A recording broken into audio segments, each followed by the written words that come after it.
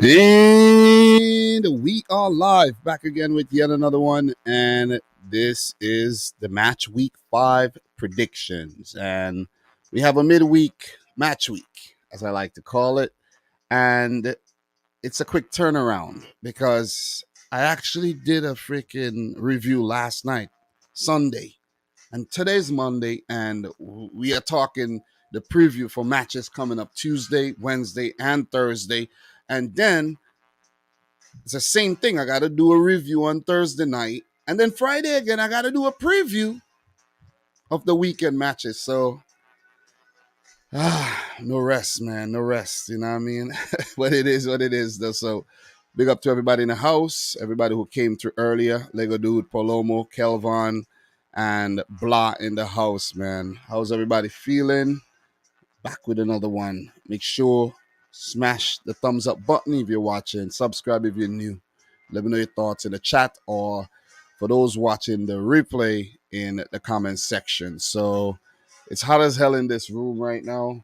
I don't want to put on the fan because the fan makes like a little buzzing noise in the video, I realize. So I don't really want to put it on because it's probably directly at the mic. So I might have to just stay calm. Don't get too hyped up in today's video. And so I don't be too hot and sweaty. So big up to Shane Mousse. And the thing about this room, I have like a bunch of computers. You know, I had my PS5 running, so it's hot. You see what I'm saying? It is hot, man. Big up to Bismarck Ofosu, who's saying great show. Thank you very much. Thank you very much for tuning in. Guys, let's get things on the, let's get it on the road, man. Let's do this. Let's do this. We got a lot to talk about, and we're gonna make it happen. So first things first, right? I didn't get a chance to actually take a look at the Carabao Cup results and the third round draw. So we're gonna warm things up with the Carabao Cup, and then we're gonna get into the Premier League fixtures. All right. So let's just have a little warm up session before we get into the heavy stuff. All right. So let's start Carabao Cup. Okay. Very important competition. The Liverpool fans would know exactly what I'm talking about. So, look, let's take a look at some of the second round results, and then we're going to go into the third round draw. So, Charlton 1, Walsall 0, Burnley 1, Shrewsbury 0. Big up to Vincent Company in charge of Burnley these days. They're not doing too bad in the championship. If we have some time, we'll check out the championship table as well. Sheffield Wednesday 3, Rochdale 0, Fleetwood 0, Everton 1 in that game. So Demari Gray scoring in the 28th minute. I will take a look at the Premier League matches. Bolton 1, Aston Villa 4. So in this game, Bolton scored first, Dion Charles, then Douglas Luiz, Danny Ings, Luca Dean, and Leon Bailey with a peach of a goal in the 87th minute there to give Villa the win. Crawley Town 2, Fulham 0. So Fulham lost this game. Crawley Town, Tom Nichols in the 16th minute and James Balagizi in the 49th. Who played for Fulham in this match? A rotated team, of course. Joe Bryan, not featuring in the Premier League matches. Nathaniel Chalobah as well. Guys like Tom Kearney. All these guys haven't really been featuring from the start. So no wonder why they lost that game. But they would want to get that Carabao Cup out the way so that they could focus on surviving in the Premier League. So Watford 0, MK Dons 2. That's, a smaller team beating off a bigger team there. Newport County 3, Portsmouth 2, and that's a similar situation as well there. Brentford 2, Colchester 0. We take a look at this. Keane Lewis Potter in the 39th minute and Mads Beck Sorensen in the 90th minute. Not your usual goal scorers there for Brentford, but, it will do. Nottingham Forest 3, Grimsby Town 0. In this game, Ryan Yates in the 18th minute and Sam Surridge in the 35th and 77th minute. Want to keep it moving. Leicester 0, Stockport 3. Nil. I don't know why I said 3. Leicester winning 3-1 on Pens. Who played in this match for Leicester? We take a look at the lineup, and in the net it was Iverson, the backup keeper. Soyanchu got to run out. Vestergaard got to run out. Luke Thomas. It was a rotated 11. The entire team was rotated. No wonder why they struggled. But they're through to the third round. Cambridge nil, Southampton 3. In this match, Che Adams with a brace, 16th, 55th. And Dom Ballard in the 88th minute. Never heard of him? Youngster coming through the ranks. Wolves 2, Preston 1. Raul Jimenez and Adama Traore getting back into action. Ben Woodburn in the 48th minute for Preston. So Norwich 2, Bournemouth 2. Bournemouth winning 5-3 on pens in this game. You had goals from Jordan Hugill, Emiliano Marcondes in the 43rd, Adam Ida, and Brooklyn Genesini in the 92nd minute. Nice name to take it to pens, and Bournemouth went on to win on penalties. In this game, Neto actually played, so big up to Neto for helping his team in the penalty shootout. I didn't watch the shootout, but I'm pretty sure he probably saved one or two of those shots. Crystal Palace 2, Oxford 0. Hudson Edward in the 71st minute and Luka Milivojevic in the 90th minute from the penalty spot. Crystal Palace through. Rotherham 0, Morecambe 1. Barrow 2, Lincoln 2. Lincoln winning 3-1 on pens. Derby 1, West Brom 0. Bradford 1, Blackburn 2. And if you're now tuning in, we're taking a look at the second round results for the Carabao Cup before we take a look at the third round draw. Stevenage 1, Peterborough 0. Gillingham 0, Exeter City 0. Gillingham winning 6-5 on pens. Forest Green 0, Brighton 3. In this game, Dennis Undav scoring his first goal there for Brighton. Stephen Alzate in the 45th minute, and Evan Ferguson in the 94th. So you have some fresh goal scorers there for Brighton as they look to, maybe ease these guys into the squad and into, first team football slowly but surely. Wickham 1, Bristol City 3, Leeds 3, Barnsley 1. In this game, Luis Sinistera opening his account for Leeds. Matthias Klick in the 32nd minute. Mads Jewel Anderson in the 35th minute. Sounds like someone who could play for Brentford. And then Matthias Klick again in the 57th minute. And we move. Tranmere 1, Newcastle 2. And in this game, Elliot Nevitt in the 21st minute. Newcastle came from behind through goals from out-of-favor defender Jamal Lascelles and Chris Wood in the 52nd minute. So with that being said, guys, we move on to the third round draw. So in the third round draw, guys, Wolves would come up against Leeds United. So two Premier League teams clashing there. Stevenage play Charlton. And these matches are November 8th, just before the World Cup, okay? So teams are going to want to be very careful, especially the Premier League teams with players potentially going to the World Cup. They won't want to take part in these League Cup matches at all. But we are going to see players take part in those games still because there's some big clashes, man. There's some big clashes. And we get to some of the big ones. Bristol City versus Lincoln City. Bournemouth coming up against Everton in the Premier League affair there. Nottingham Forest versus Tottenham. Another one, we just had that over the weekend. Brentford coming up against Gillingham. They got a kind draw. MK Dons versus Morecambe. Man City versus Chelsea. This is the one I'm talking about. You know what I mean? This is going to be a big one. You know what I mean? Because a lot of players from both clubs are going to be at the World Cup.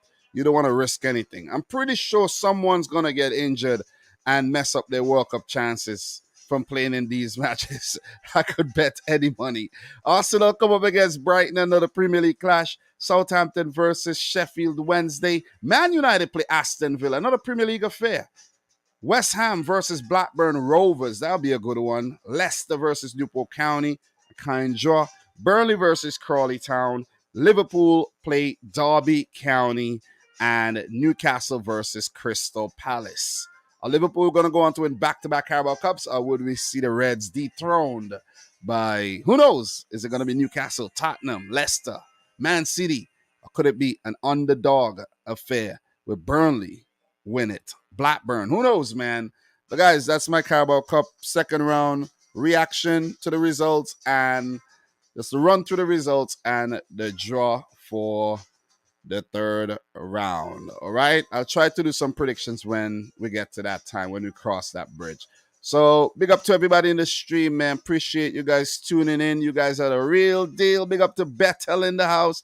Nice seeing you, man. Nice seeing you. So Marcel in here, Michael, Bismarck, Danaje, everybody in here, man. Everybody in here. So look, Who else we got? Shane Mousse. Everybody in here, man, dropping the comments in the chat. Let's go back to the Premier League action. Okay. So look, what we're gonna do before we get into the preview, let's do what we usually do. Let's take a look at the results, right, from the last week. Villa nil, West Ham 1. Wolves 1, Newcastle 1. Nottingham Forest nil, Spurs 2. Man United 1, Southampton nil. Brentford 1, Everton 1. Brighton 1, Leeds nil. Chelsea 2, Leicester 1. Chelsea going down to 10 men there. The big result, Liverpool 9, Bournemouth nil. Man City 4, Crystal Palace 2. Arsenal 2, Fulham 1. So we had a very, very entertaining match week, I have to say. And this week promises yet another one. I can guarantee you that. A lot of, changes are going to be made in the middle of the week, and the dynamics going to be a little different. And, I'm excited about this. Very, very, very excited about this one, though. So, look, without further ado, let's get into the first match. And that's going to be the game between Crystal Palace and Brentford. This one's a very, very difficult one to predict, I must say, because, these two teams are, it's a London derby as well, so it's going to be a feisty clash. Guaranteed, definitely guaranteed to be won. So, look, in terms of the last games, Crystal Palace 2, Man City 4, come from behind win for City. Brentford 1, Everton 1. Brentford themselves had to come from behind. In terms of the last meeting between the two teams, 2-0 affairs last season. And both managers came up against each other, weren't able to separate themselves. And that's the all-time result for both clubs as well in the Premier League, as Brentford are new. And, they never faced Crystal Palace, in the top flight, of course, before. So that's 2 games played, 2 draws between these two teams. And in terms of do they have any more results against each other? I'm pretty sure, though. I'm pretty sure they met each other before, though. They have to. Maybe not. It doesn't look like it. Probably sometime in history they probably met each other. But we're not gonna go down that path right about now because don't want to go down through that rabbit hole. But this is a very interesting clash. So in terms of some transfer updates for you guys, in terms of both teams, I do that every single live stream. I look at what happened for this instance. I was live last night, so I look at any developments over the last 24 hours, and I'm gonna give you guys my opinion on that. So, look, for Crystal Palace, they put in a 27 million bid for former loanee Colin Gallagher from Chelsea. So Crystal Palace are trying to get Gallagher back on a permanent basis this time because the Gallagher loan deal was actually very, very successful to a point where Chelsea actually does not want to part ways with the midfielder. So with N'Golo Kante being very injury prone these days, they might be reluctant to let go of Conor Gallagher. All right. So let's keep an eye on that one. And in terms of Brentford, there's been no fresh updates to share with you. I'm sorry. I'm sorry I don't have anything for Brentford, but there's nothing fresh. They haven't been doing a lot of business during the transfer window anyways. So, look, in terms of player availability, the ones that have been confirmed, note, guys, that before matches, things happen and players get sick, players get injured during warm-up and all that stuff. So, this is not 100%, accurate, but it's what's confirmed already. So just keep that in mind for future reference. So for Crystal Palace, Will Zaha, Tyreek Mitchell, both players will be doubtful, while Jack Butland, Nathan Ferguson, James Tompkins, and James MacArthur are definitely out. For Brentford, Sergi Canos remains out injured, Ethan Pinnock, and Christopher Aya. And Pontus Janssen, who missed the last game, is doubtful. So in this game, players to watch for me. For Crystal Palace, I'm going to have to go with Eberiche Eze because I think he's one of their most important players, controlling things in the midfield, his dribbling ability, passing range, his dead ball ability as well, and just the intelligence of the player. He just looks like a player that could slot into any one of those top 6 teams seamlessly. So if Crystal Palace are to, cut apart the defense and unlock what Brentford, got going back there, Eberechi Eze is going to be the man to do so. So let's keep an eye on him. So in terms of Brentford, look, when you think Brentford and them getting result, one man come to mind, and that's the big man up top, Ivan Toney. I know other players have been contributing, guys like Joshua Silva, Janelt in the last game, and so on and so on. Mbuemo when he's on song Wissa. But Ivan Toney is the main man. The main man. They are a better team with Ivan Toney than without. So Crystal Palace are going to have a hell of a job to keep him quiet, and if they want to pick up a result. So let's keep an eye on Ivan Toney, man. And Ivan Toney himself, has a bright future, man. So, he just needs to continue to be prolific. And who knows, man, a big dream move could be on the horizon. So, look, guys, with that being said, it's time for me to share my prediction, right? Crystal Palace are coming off of a drubbing. I have to call it a drubbing. They got 2 goals against City, had the lead but wasn't able to keep it. It was a tough affair. And they look like a very gritty unit, capable of scoring goals with their attackers, Mateta, Edward, Eze, Olise, Ayu. But the main man, Zaha, would be absent again. And when Zaha is in the team, they're way more dangerous than when he's not in the team. We know that. It's obvious. So they'll be affected by the absence of Zaha again, I think. And in terms of defense, I like Crystal Palace. Guehi, Anderson, very solid. Another absentee might be Tyreek Mitchell. So that's going to affect the way Crystal Palace plays as well. But I think they got players that's going to come in and hold things down. As for Brentford, they've started the season well.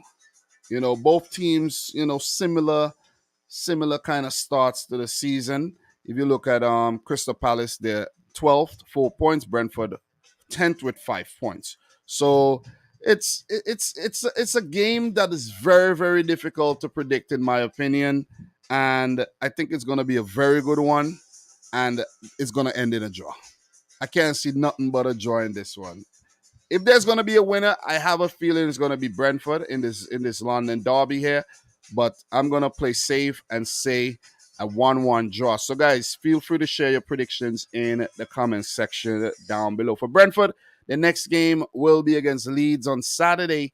And for Crystal Palace, their next game will be against Newcastle also on Saturday.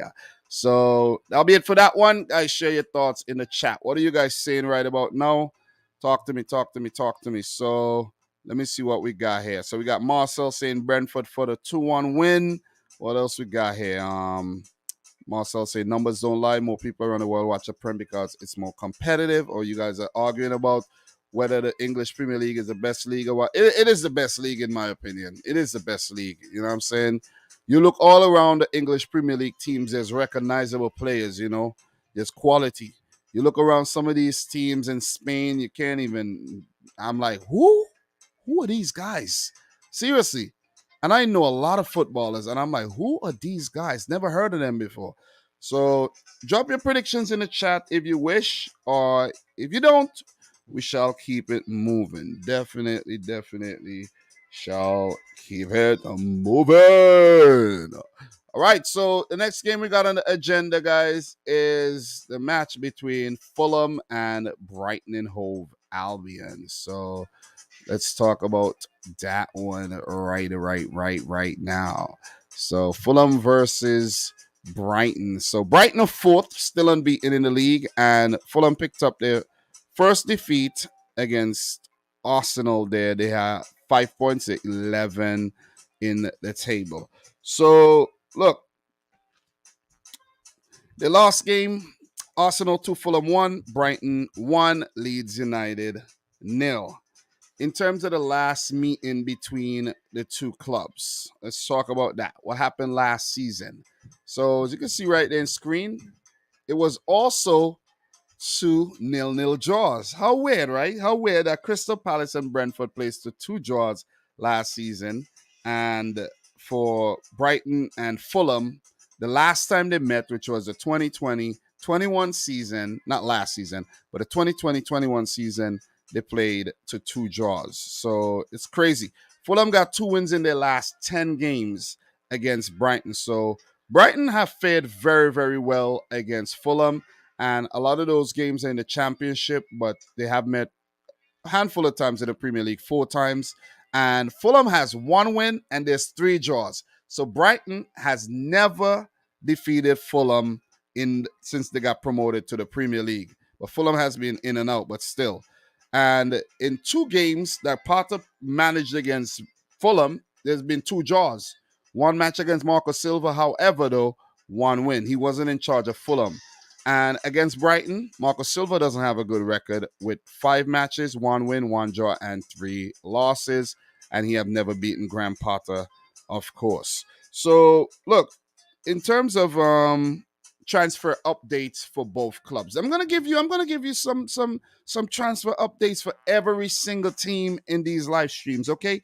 Until the window closes. But even after the window closes, we'll get into some news and things when it comes to each club, all right? We're going to keep you informed and entertained. So for Fulham, there's said to be 3 championship clubs that are interested in their left back, who I think might be their captain still, club captain, I'm not sure. But Joe Bryan, he's done well in the last 2 times they got promoted to the Premier League. I mean, he did well to help them get promoted, and when they got to the Premier League, they never played him. You see what I'm saying? It's very weird. It's very, very weird. But he could be going back down to the championship to help another team come up. And there's also been talks that Olympique Lyon and Fulham enter negotiations for Houssem Aouar. And the fee isn't that large. I think it's about 15 to 20 million euros. So let's see if that one happens within the next few days. And Fulham are also on the verge of signing PSG left back Livan Kurzawa, and is said to be for 5 million euros with 4 million in potential add-ons. So he might actually be Joe Bryan's replacement. Ajax are also interested in Fulham target Justin Kluivert, and let's see if Fulham are able to get Kluivert into the door. Also, for Brighton, they talk about this one yesterday. A player by the name of Facundo Buonanotte from Rosario Central in Argentina is said to be, close to a 10 million move to Brighton, where Brighton would let the player remain at Rosario Central until maybe after the World Cup, and he come through in January. So let's keep an eye on that situation and see whether or not it will go through. So in terms of player availability, guys, for Fulham, Shane Duffy is unavailable because he can't face his parent club, Brighton. And in terms of other players, Mano Salomon is out for a long-term period, and Harry Wilson remains out injured. So for Brighton, the few players out: Jakob Moda, Jeremy Sarmiento, and Adam Lallana is out again. And it's said that he will be out until maybe sometime in October. So there you go again, man. Adam Lallana on the treatment table again. And another player doubtful is Joel Veltman. So players to watch for me, guys. I have to go for Bernd Leno here because against Arsenal, he was pretty good. And he almost earned Fulham a point or 3 in the game. He was really, really good. Pulled off some big saves. So if Fulham are to get something from this game against Brighton, we know what Brighton does. They would have to, they would need Bernd Leno doing very, very well again, like he did against Arsenal. So, look, in terms of Fulham, in terms of Brighton, pardon me, the player that I'm going for, it's also, strangely, another German. And guess who, guys? Guess who? Goes by the name of Pascal Gross. So Pascal Gross is like one of those quiet operators, you know what I mean? You never really, you don't know if he's there or not, you know what I'm saying? He's not a recognizable name. You know, no one's gonna talk about how, oh man, Pascal Gross is so good. No, you're not gonna hear that.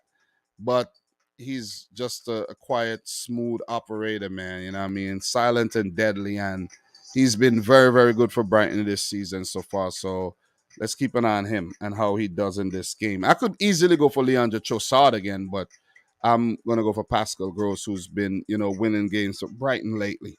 So look, in terms of the prediction for this game, guys, Fulham.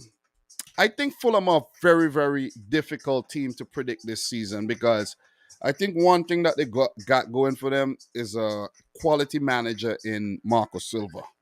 You see, and he's gonna make solid decisions. They're gonna play some attractive football. They're not gonna just sit back and defend. They're gonna take the game to you. And you see Mitrovic, he's been playing well. Decordova, Reed, these guys have been playing well. And they're a hard team to gauge, seriously.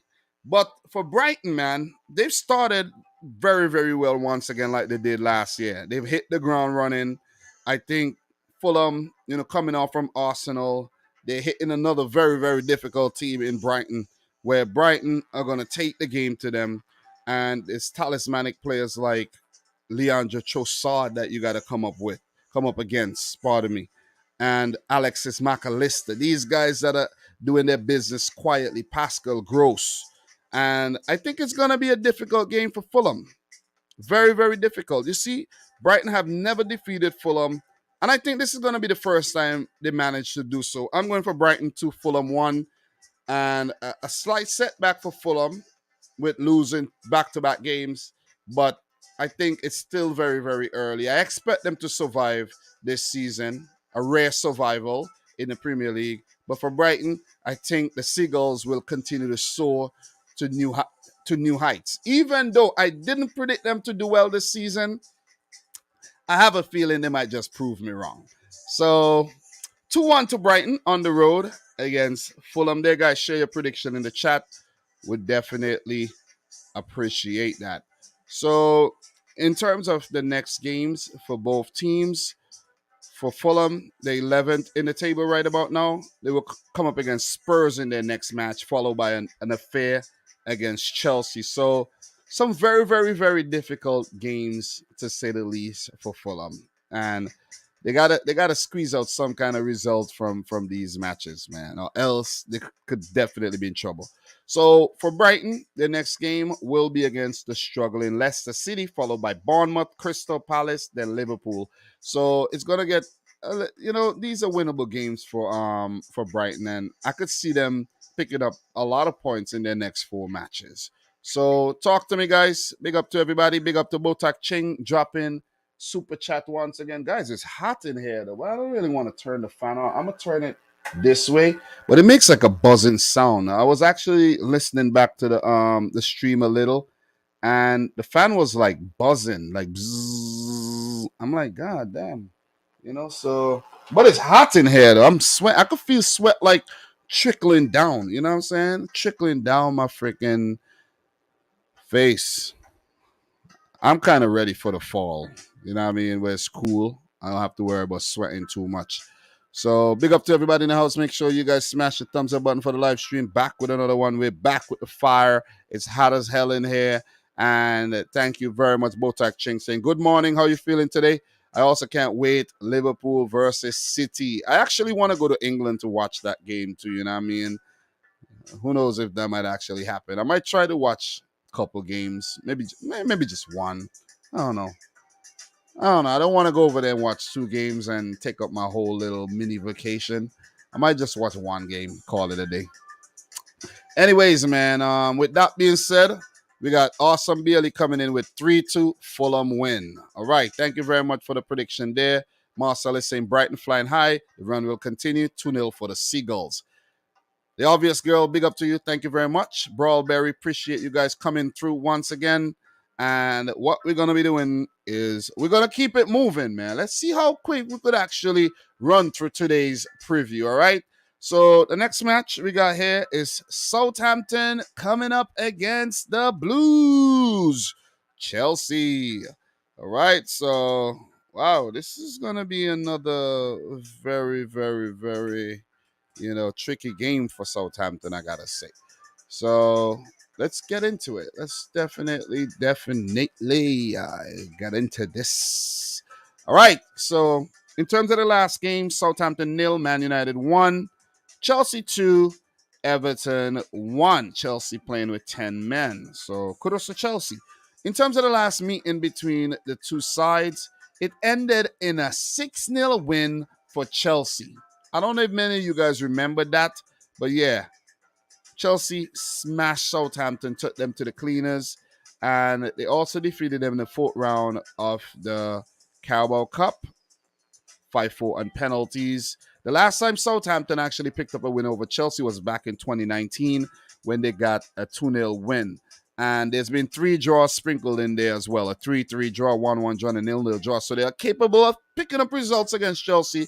But for the most part, the Blues have definitely handled business against the Saints. So in 46 all-time games, 9 wins for Southampton, 26 for Chelsea, and 11 games ending in draws. In terms of the two managers, Thomas Tuchel coming up against Ralph Hasenhüttl for the 8th meeting. And I'm pretty sure they met in Germany before as well, where Hasenhüttl was in charge of RB Leipzig and Dortmund was actually managed by Tuchel. So Hasenhüttl managed 1 win with Red Bull Leipzig. I haven't say RB Leipzig. I'm running a blank. Against Thomas Tuchel there. So, also Ingolstadt. Hasenhüttl managed Ingolstadt as well. Just to give you a little, detail on both managers. So in 8 tries, he's only defeated Tuchel once. Never in the Premier League. And 1 draw as well. And where did that draw come? That draw was actually for Southampton. So that was the first time they met each other back in 2021. So, yeah, Hasenhüttl struggles against Tuchel and against Chelsea, where he only got 1 win. So, you guys, Chelsea are the favorites to go on to win this game. So, Southampton's home record, 23 matches, 5 wins, 4 draws, and 14 losses as well. So with that being said, guys, let's get into a little bit of some transfer talk when it comes to both clubs. I'm not going to get deep in the Chelsea transfers. I'll just give you a quick, my quick opinion. I'm not going to go half hour on this one. Like I did last night, I went super long, 3 hours for the live stream. But for Southampton, they're ready to actually make a 30 to 40 million euro offer for PSV's Cody Gakpo. So let's see over the next 2 days if that deal materializes. That's the only update I have for Southampton so far. So, and when I say update, I mean update, because I was live yesterday and I probably updated you on something when it comes to these teams, but I'm not going to repeat myself over and over. It's an update. All right. Pretty sure you guys are aware what's going on in the transfer world. Most of you guys. So, look, for Chelsea, they've been linked with a Russian wonder kid from Dynamo Moscow by the name of Arsen Zakharyan. And it's being said that the deal is in jeopardy of collapsing. It's a tricky deal because it's to do with a Russian club, and it's going to be tricky with the payment situation. So Chelsea are going to need to work out some chinks there if they are to bag that Russian wonder kid that I reacted to on my Domination channel as well. Go check that out. So, and if you've never heard of the Domination channel, check my community tab. You see I share a video there on Anthony. So you'll find the Zakharyan video there too. And you'll see what I think about the player. So PSG is actually monitoring the N'Golo Kante contract situation. He has 1 year left. And PSG actually tried to sign N'Golo Kante back in 2018. So I could actually see that happening. Kante could do with a change of scenery as well.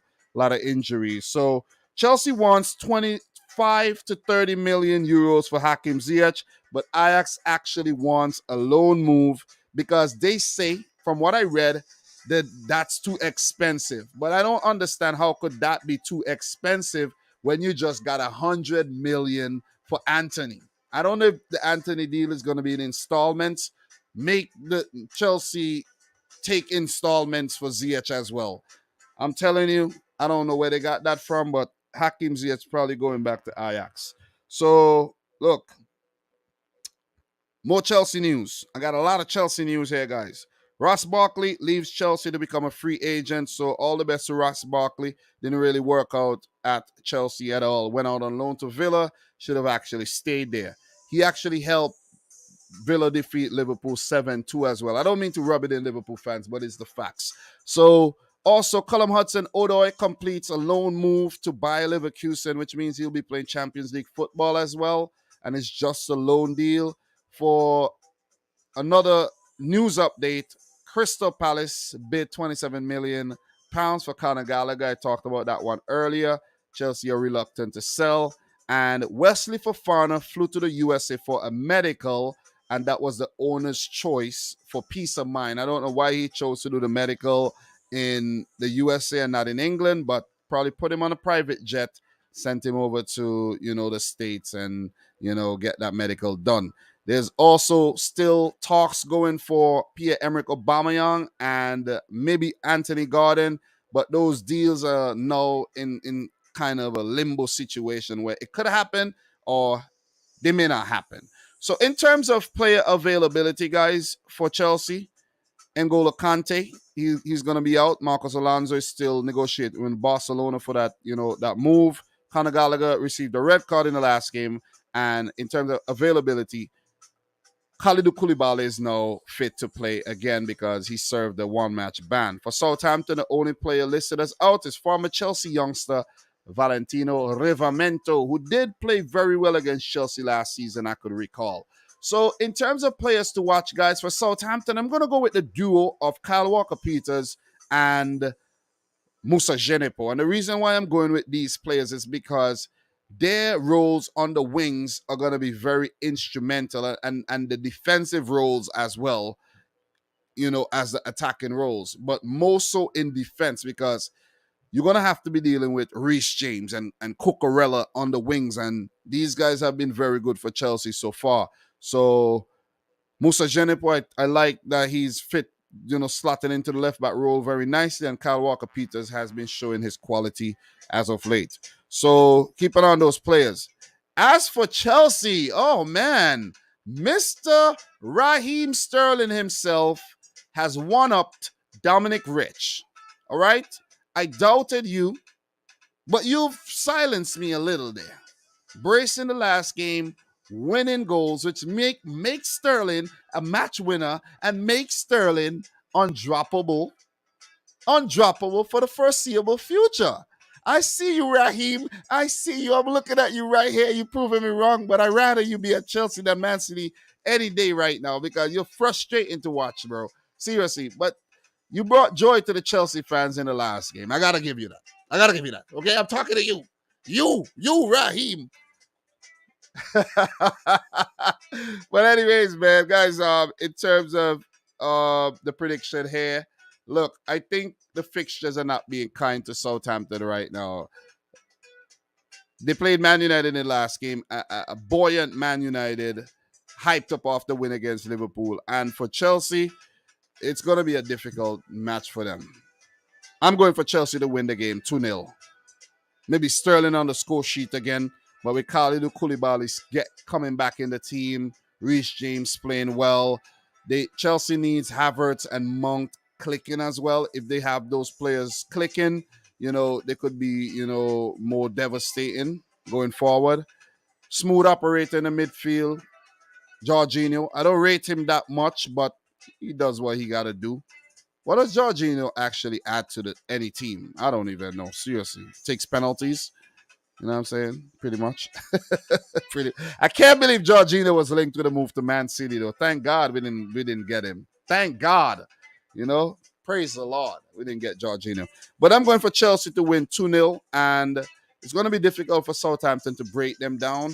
They set up they could set up very, very defensively, and they could be a very tough team to crack. So 2-0 to Chelsea, in my humble opinion. I did go for them to draw the last game against Leicester, but Leicester, they've been struggling and wasn't able to take advantage of the having a man advantage, basically. So 2-0 to Chelsea is my final score, guys. Let me know your prediction in the chat. We'll definitely appreciate it. So, look, in terms of the next games for both teams, for Chelsea, they're sixth. Their next match will be against West Ham. That's a London derby coming up this Saturday. As for the Saints, after the Chelsea games, they travel away to Wolves. So that'll be a kind of fixture for them, you know, coming up against Wolves there, where that game could go any which way. So talk to me. Big up to everybody in the house. Make sure you guys smash the thumbs up button for the live stream. I appreciate the love, appreciate the support that you guys have been giving the channel, especially after my 2-month break. And you know what I realized? I realized how much the 2-month break actually affected the channel. It really affected the channel big time, man. It's like YouTube thinks that when you're not uploading, okay, forget about him, on to the next person. Yeah, it's pretty much like that. So I don't know if I'm gonna take a 2-month break again. It's like all your hard work just disappears for some reason. I don't know why it is like that, you know what I'm saying? But what are you guys saying in the chat right about now? Let me see what you guys are saying. So let me go back up and let me see. Awesome Bailey, 2-0 to Chelsea. MVP Kev, 2-0 to Chelsea. We are going to put Southampton in a spliff again, all right? We got DeAndre Small. Kingman, manners and blessings, respect. Big up to you, DeAndre Small, man, Thanks for coming through. Awesome Bailey, like you said, Dom, Ajax should pay the money to Chelsea since they got 100 million for Anthony. So King Huddle is actually saying we could see an upset here. Look, we could definitely see an upset, you know what I mean? But they need James Ward-Prowse clicking, Che Adams clicking, the newbies like Romeo Lavia, Sekou Mara. They need these guys clicking. Bella Kochap at the back, he needs a good game. You know what I mean? So Southampton are resetting, but I think they get smashed up by Chelsea though. So MVP Kevin saying I knew Sterling would be great for us. Good for you. Good for you. He was good for us, but it's a frustrating player to watch, man. Very, very, very frustrating, I gotta say. And yeah. So let's move into the next one. Let's talk about the next game. All right. Let's not linger too much. We've been live for 42 minutes. We haven't done much.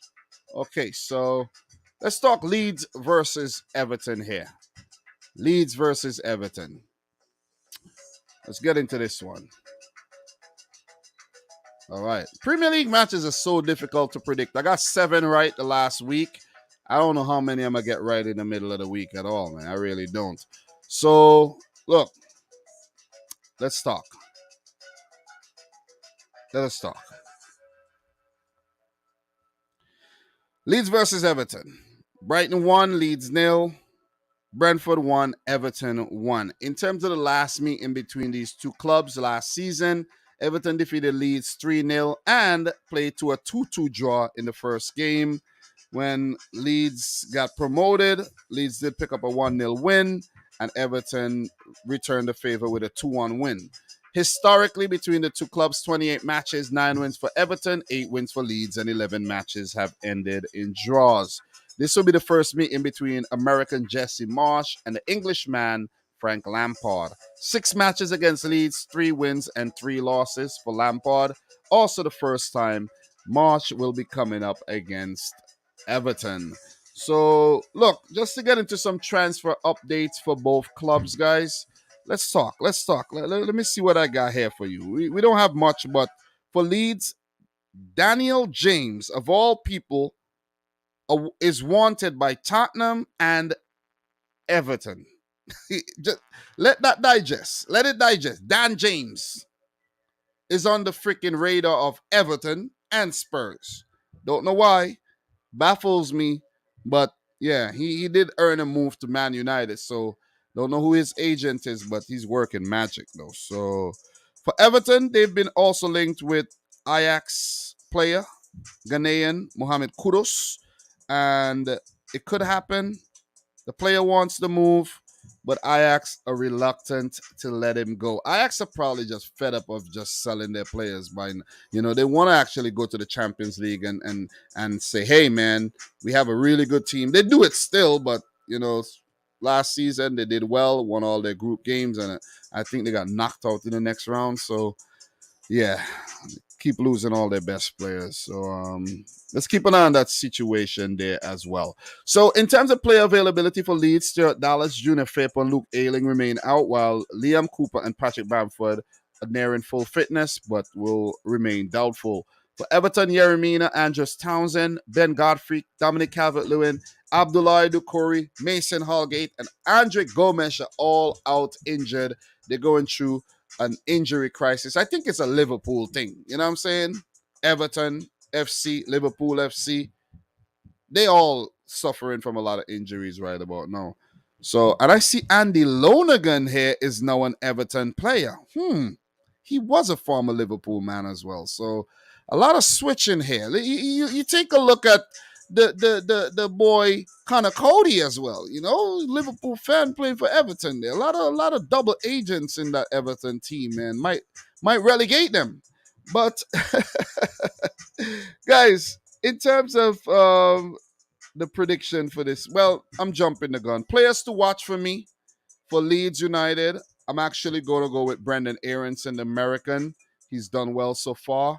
You know, picked up a really good goal there. That was against Chelsea in the 3-0 drubbing. And he's been bright, man. He's been bright. He plays like he drinks like 5 Red Bulls before every game. And the reason why it makes sense because he was a Red Bull Salzburg player as well, you know. So maybe they just boost him up on Red Bull while he was over there, you know, because it's quite suspect that he got so much damn energy, man. And another player with a whole lot of energy too is Tyler Adams. Guess where he used to play? New York Red Bulls. I think he was at New York Red Bulls, right? And he went to Red Bull Leipzig. These guys are just pumped up. So keep an eye on the energy there from Brendan Aronson. So look, a player, I actually forgot to actually mention him, but remember, guys, it's updates.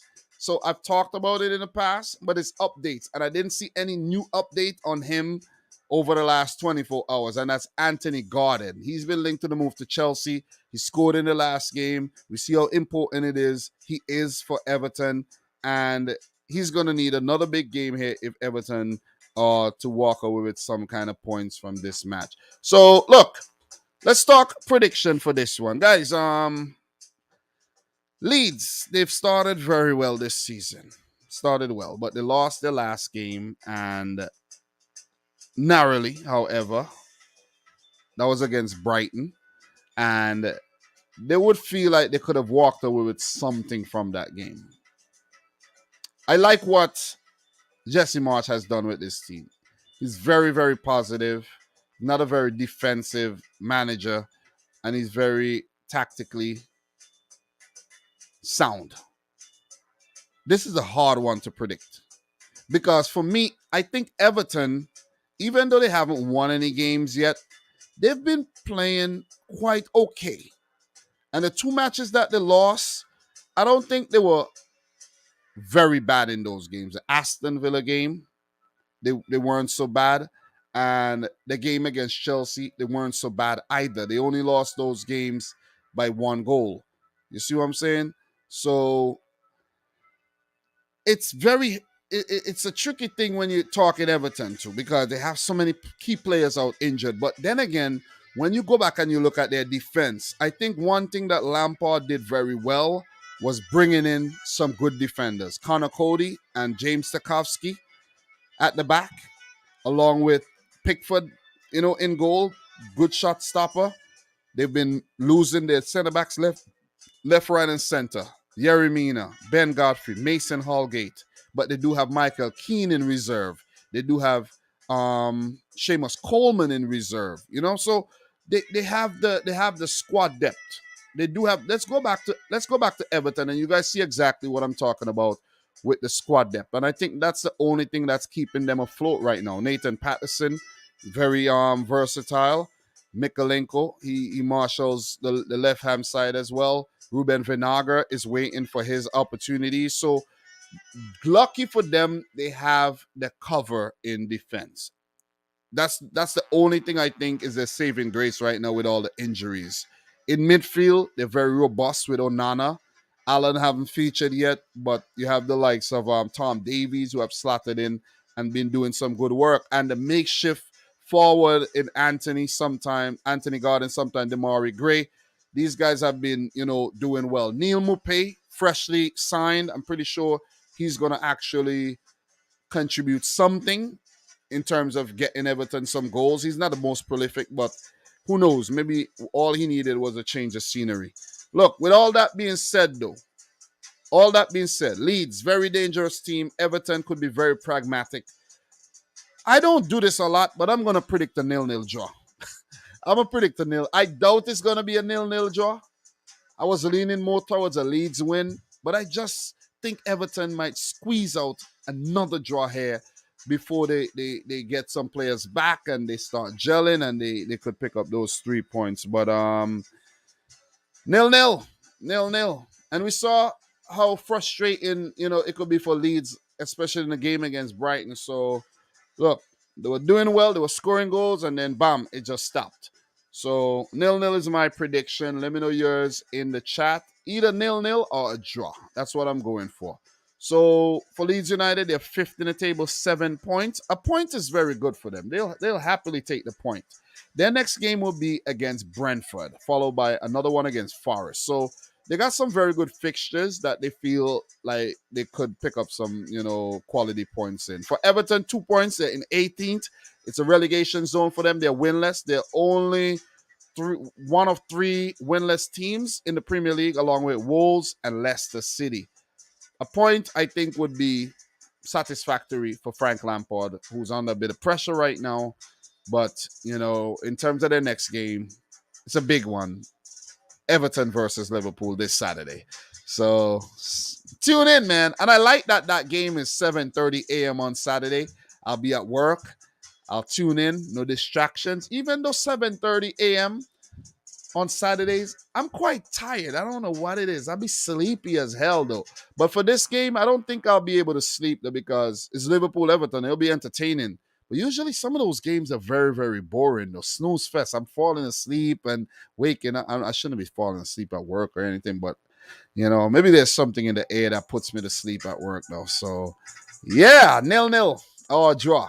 In my prediction. Guys, talk to me in the chat. Appreciate everybody in here right about now. Make sure you smash the thumbs up button for the stream. Don't be afraid to share your thoughts in the chat as well. So 2-1 to Everton, says Blah. Content says 3-1 to Leeds. Rodrigo Masterclass. King Huddle. Spurs fans don't want James anywhere near our club. I fancy Leeds here. 2-0. Leeds 2-1. So you guys are going with Leeds here. But just I don't know what it is though. Everton, I don't think I predicted Everton to lose yet this season. I don't think I have. Or maybe I have, maybe once. I have to check the archives, but I don't think so. 2-0 to Everton, coming in Awesome BLE. So Awesome BLE and Blah is going for Everton to pick up a win here. And let's see how that one goes. All right. So look, we got to get into the next game. We're going to keep it moving. And with that being said, the next match would be a massive one for Bournemouth and Wolverhampton Wanderers. Both teams coming off of losses and need to bounce back immediately. Especially Wolves, where Wolves are winless this season. And Bournemouth, they're coming off of 3 very, very embarrassing losses. 15 goals conceded, none scored. So if they're going to, get their Premier League campaign back on the tracks, yes, it was derailed. If they're going to get it back on the track, now would be the perfect time to do so. So, look, for both teams, Liverpool 9, Bournemouth 0 in their last game. We know that. It's a famous result for Liverpool. And it's sad for Bournemouth fans that they had to be on the end of that. For Wolves, I did say Wolves lost their last game. No, Wolves drew their last game. Pardon me.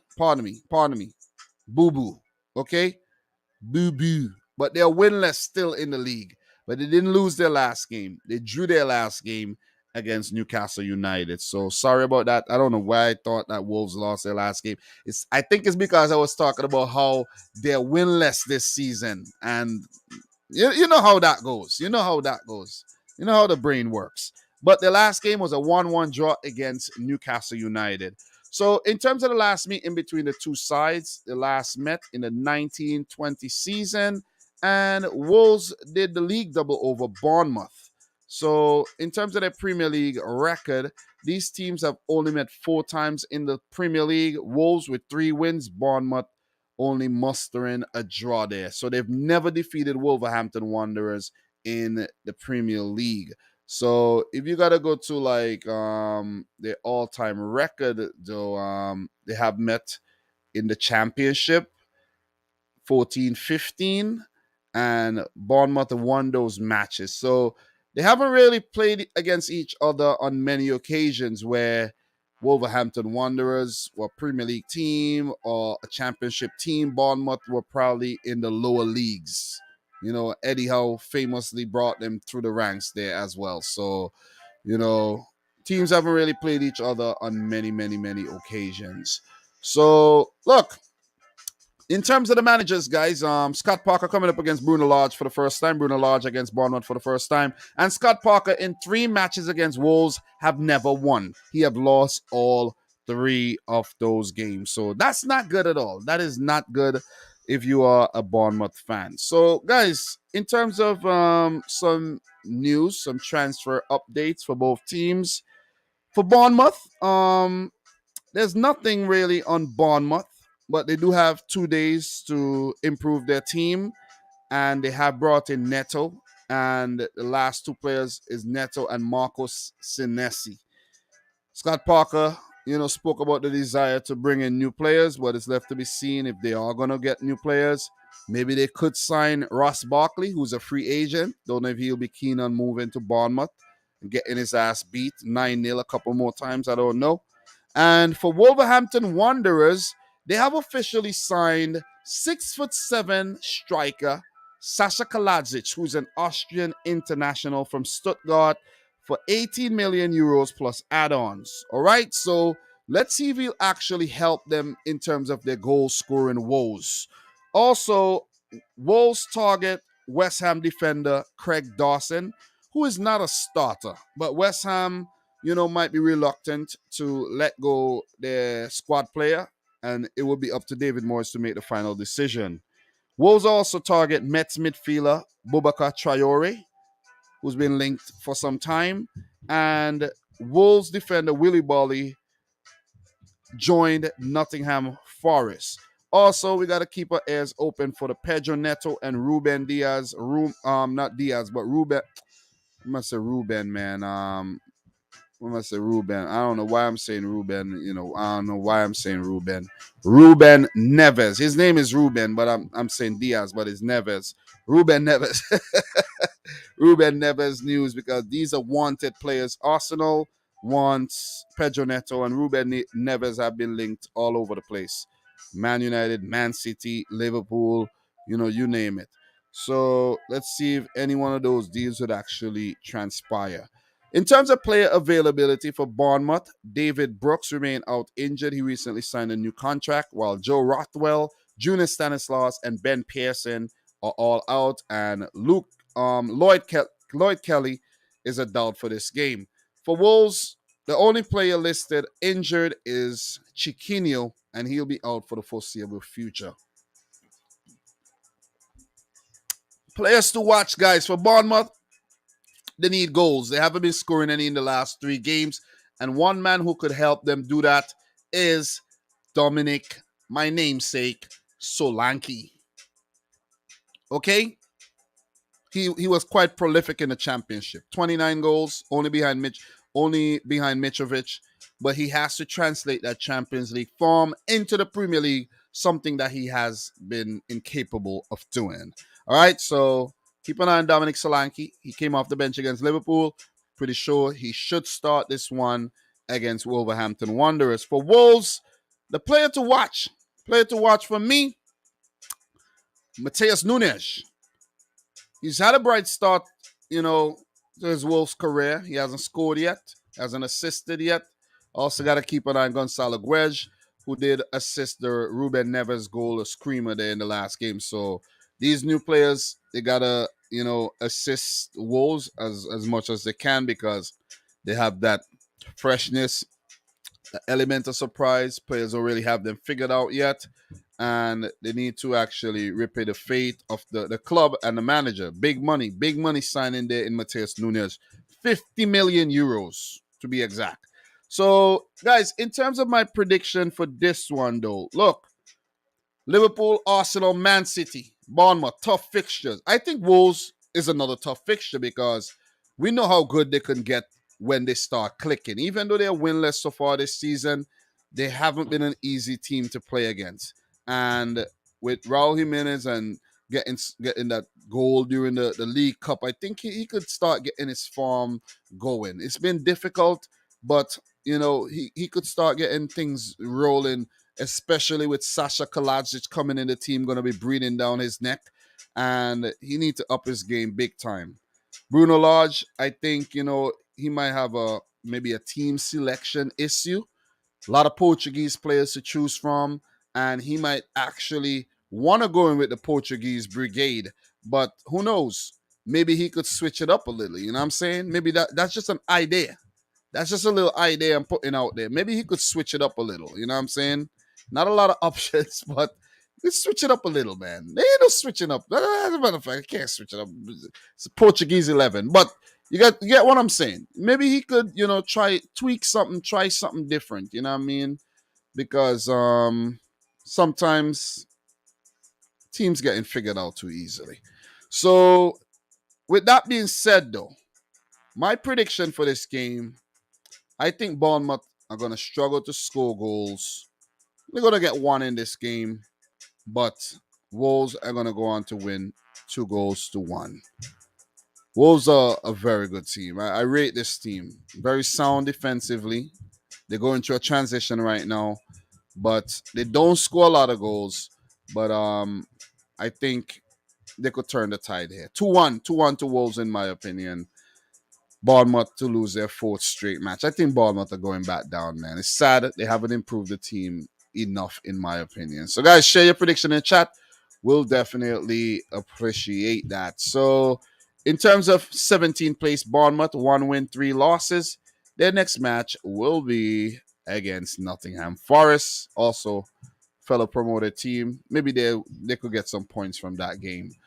And in terms of Wolverhampton Wanderers, in the relegation zone, behind Bournemouth with 2 points, 2 draws and 2 losses. Their next game will be against Southampton before they face Liverpool and Manchester City. So they better win those games because I don't know if they're going to win those against Liverpool and City at all. You know what I mean? Maybe against Liverpool. Big up to the Liverpool fans in the house, though. Appreciate you guys coming in once again. So content is saying Kiefer, Mo Welsh, Ronaldo. He's a tall, lanky striker, though, but you need balls into the box to unlock Kiefer more like he scored in the first game. You know what I mean? So King Harder, Wolves deserve much more in terms of results. They can't finish 2-0 to Wolves. 2-0 to Wolves, said Blah as well. Content is saying Wolves 3-0. His reason is Wolves played good last game, and I don't think Bournemouth can recover from the big defeat in 3 days. It's going to affect their mentality for that game. So Very Lame Pichu is saying 1-0 to Wolves. So you guys are going with me. I like that. I like that. You guys are going with me. You guys are part of the team. You guys are rocking with me. I like that. I like that, man. I really, really do. And with that being said, we are going to keep it moving. We're going to keep it moving. We're doing well. We're running through these previews. We're going to talk Man City versus Nottingham Forest. We're not going to delay that for last today. You know what I mean? It's not a huge fixture. We're not going to hold it back. I'm going to let it out. I'm going to let you guys know what I think. I'm going to run through this match preview real quick, okay? Because that might be how quick. I'm not gonna give it away. I'm not gonna give it away. I don't wanna come off like, yeah, such and such is gonna happen and then it doesn't happen. You see what I'm saying? So Let me slow my roll right there. Slow your roll, Dom. Slow your roll. All right. So, look, let's talk. Let's talk Man City Forest. I'm hitting a snag in the back end here. Page wasn't going back. I don't know why. I don't know why it's doing that right about now. I don't know why, but I'm kind of all right, all right, all right, all right, all right, all right, all right, all right. Anyways, man, let's talk. Let us talk. Let us talk. So, Man City versus Nottingham Forest, 6 match today. The last game, Man City 4 coming from behind to beat Crystal Palace 4-2. Nottingham Forest 0, Tottenham 2. In terms of the last meeting between these two teams, right? It was a third round FA Cup fixture back in 2009. And guess who won that game? Nottingham Forest, 3-0. All right. The Man City lineup read Joe Hart, Richard Dunn, Vincent Kompany, Michael Ball, Pablo Zabaleta, Mika Richards. You know, that new money just started to seep in. Midfielders, Gelson Fernandez and Ilano. Still some players there from the old regime. Sean Wright Phillips, Felipe Caicedo, who's still around these days. Daniel Sturridge, Mark Hughes was the manager. They lost 3-0. Okay? That was the last time they played City. Could they repeat that? Could they repeat it? When Forest was in the Premier League last time around and it played Man City, the last victory was a 3-2 back in 1997. So the all-time Premier League results, 6 matches, 1 win for City, a single win for City. Okay, you heard it right.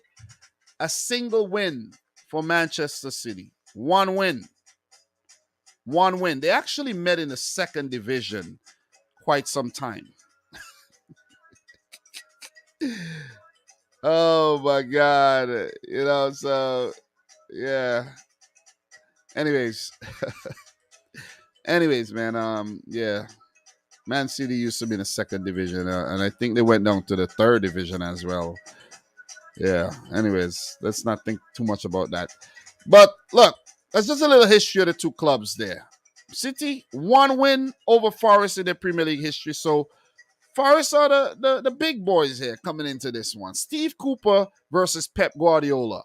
And these managers have met each other once, but this will be the first time Pep is managing against Nottingham Forest and Steve Cooper for the first time against Man City, right? So, look, the only game the two managers played, 3-1 win for City over Swansea in the FA Cup. So that's when Steve Cooper was at Swansea. He did get sacked and took up Forest and brought them to the Premier League. Maybe Swansea are regretting that. Maybe they are. So, look, we're going to move on. We're going to keep it moving. Just a little history there. Go down memory lane a bit. Let's talk transfers. So, for Man City, there's been no transfer updates, man. You know, PSG and Barcelona wants Bernardo, but he ain't going nowhere. Nowhere. He's too damn precious. We're not precious. No, we're not selling Bernardo. You're gonna have to fork up 100 mil. You know what's crazy, right? Let me tell you what's crazy. You see players like Anthony going for 100 mil, right? Sancho going for 100 mil.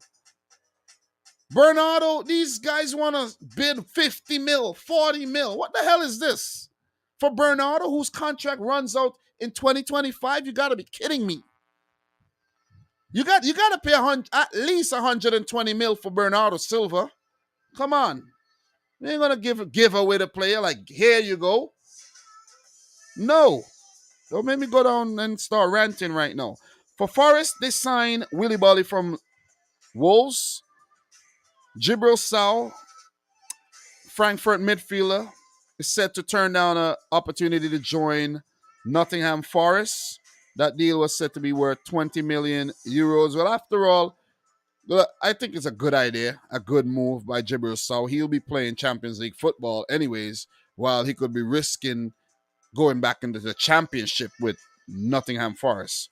Renan Lodi also joins from Atletico Madrid on loan. And what's interesting with the Renan Lodi situation, I don't know if he's in the squad yet. Yeah, he is there. He's there.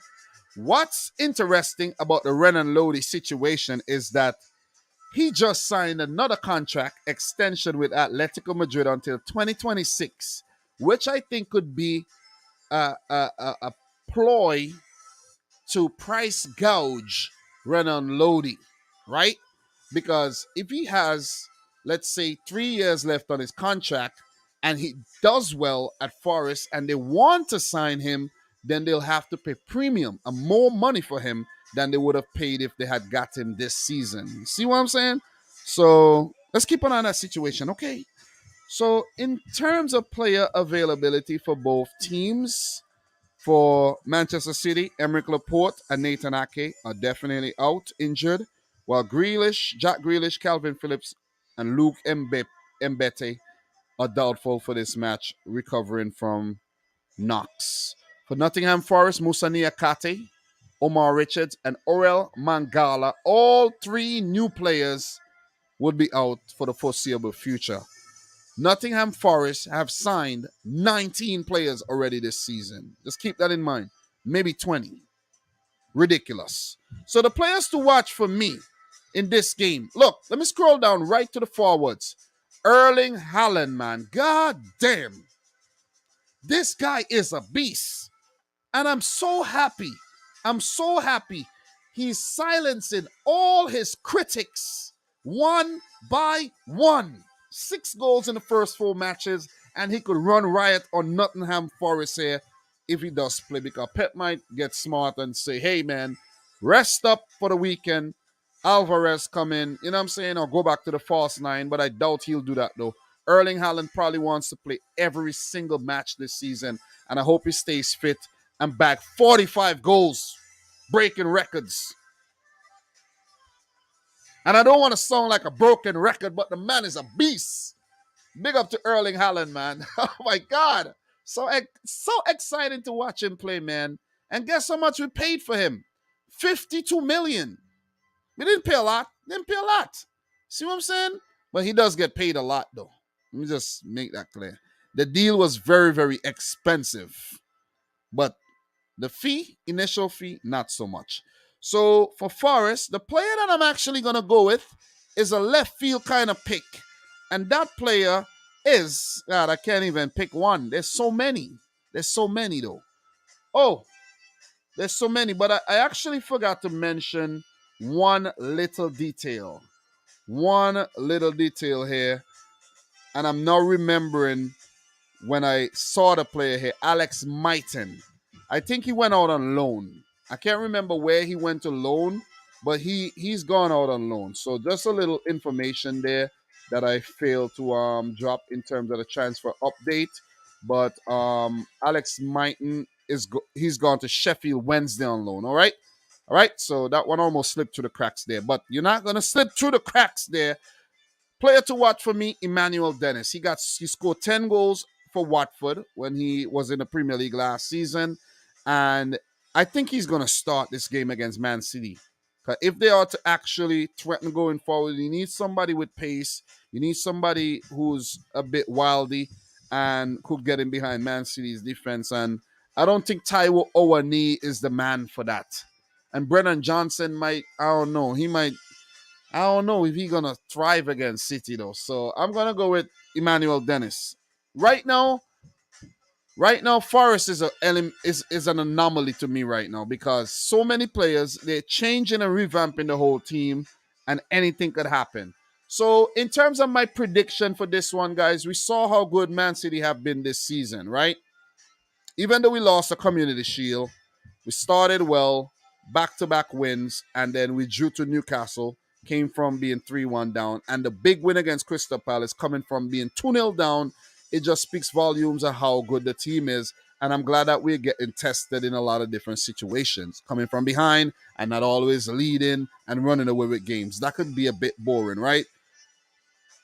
I don't think Pep's gonna do too much rotation here. but I could see some rotation. This could be a game where Pep throws in a Sergio Gomez at left back. This could be an ideal game to give him some game time. Rest up Cancelo, maybe play Walker at right back, or rest Walker, play Cancelo at right back. This is an ideal game to bring in Calvin Phillips if he's fit enough to start, right? I doubt he is. But expect some changes up top. Maybe Mahrez to the bench, Gundogan back in. Who knows? Maybe Cole Palmer will get a start. I don't know. Maybe Alvarez will get a start. But any which way you put it, Man City would put out a quality team. As for Nottingham Forest, they have been mixing up their team, right? They've been playing a mix of some of the new players and some of the new signings that are championship level signings to be real. I want to just keep it real. Guys like Toffolo and O'Brien. I'm still trying to get the names, guys. You know what I mean? They didn't play too bad against Spurs, but I'm still trying to learn the names. You know, McKenna, Worrell, Yates, Nico Williams. These guys have been playing well. Jesse Lingard, former Man United player, would relish the opportunity. Dean Henderson in goal, former Man United player on loan. So these guys have a rivalry there. Look, I think Man City is going to run riot on Forest. It's going to be too much. And if for the champions, you can't defeat the promoted team, you're in trouble. You're in some sort of trouble. I'm going for Man City 4, Forest 0. City's going to have most of the ball. And it's going to force Forest into a low block where they're going to have to only try to break on a counter. Anytime they try to play any type of open brand of football, it's going to backfire because Man City do transition very quickly on the counter with Erling Haaland and his pace. I think it's a mismatch. 4-0 to City. Could get even uglier than that. I will be surprised and stunned and shell-shocked if we draw or lose this game. 4-0 Man City, guys. Let me know your thoughts in the chat there. So, look, in terms of the next games, this would also be a home game for Manchester City, which, you know, bodes well for the club. You know, you're home advantage. Man City's next match will be against Aston Villa on the road on the weekend, followed by next Tuesday, a clash against Sevilla, where I think I should schedule some sort of watch-along for those Tuesday Champions League matches, though, you know, get into the groove there in terms of the watch-alongs and, you know, Champions League. So next Tuesday, yeah, okay, we got a 12:45 match. We got two 12:45 games, Dinamo and Chelsea. I might actually do a double watch-along kind of thing. I don't know if my wife will like that, but I'm home. I said I'm home. At least I'm not at the bar. At least I'm not at a strip club. I'm home. Leave me alone. I'm home. Anyways, man, look. I'm home, man. You see what I'm saying? That's the excuse, guys. I'm home. I'm home, man. Stop complaining. I'm home. So, in terms of Forest, their next match will be against Bournemouth. A kind of fixture. Then they got Leeds, Fulham, Leicester, Aston Villa, Wolves, Brighton. So, they have a very good run of games where they could start picking up points again, right? But in this game, they ain't going to get none. Let me know your prediction in the chat, guys. Appreciate it. So, talk to me. Remo Freuler, player to watch, class at Atlanta. Yes, I know, but who knows if he's going to start. That's the thing. So just an element of surprise with this Nottingham Forest team. So many players. Yeah, Freuler was great at Atlanta. He will hopefully be good at Forest as well. Also, Emmanuel Dennis should start. Very Pichu, but I admit I doubted Haaland for a bit at the start. Ooh, you got caught. Anyways, what we got here? Lodi has a 30 million buy clause in his contract with Forest. Yeah, but Atleti actually put his nah. It's a buy option. Not mandatory. Anything could change. And why would you extend the contract to 2026 and there's a buy option for 30 million? Make no sense. See what I'm saying? It doesn't make no sense. You know, but yeah, I saw that, but I don't know. I don't know. It's not that important. Dwight Cole in the house, who's dropping a 5-0 prediction for Manchester City with another Haaland hat trick. I would love that. Absolutely would love that. Also, where will Lodi play if Nico Williams is also a left back and is Omar Richards? Nico Williams does play on the wings, it looks like, most of the times. So, yeah, Nico Williams have been operating as a winger, I think, at times.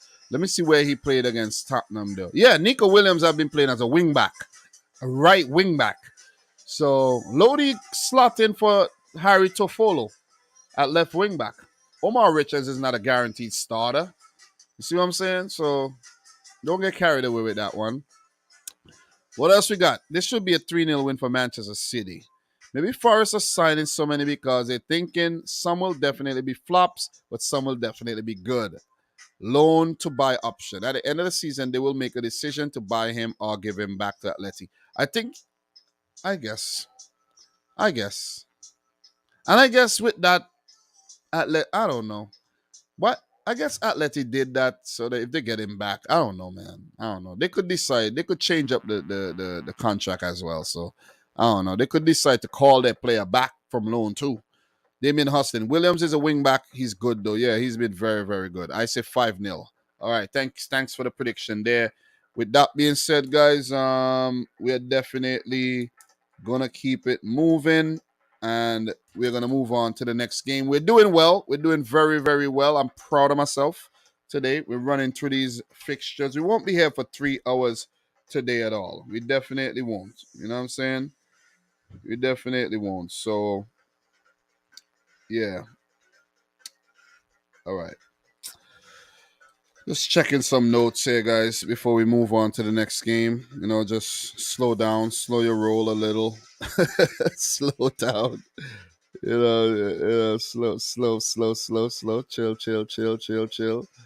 You know what I mean? We got some good games to talk about. Don't want to jump the gun. So let me see. All right. We ready?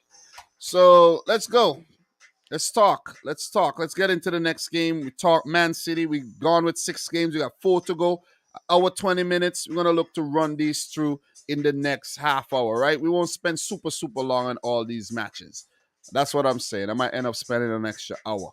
But Arsenal versus Aston Villa here. All right? Let's go. Big clash in terms of the Premier League history, as you guys could see. And this one will definitely be a good watch. As you guys know, good start for Arsenal. Not such a good start for Aston Villa. So Arsenal 2, Fulham 1 in their last game. Aston Villa 0.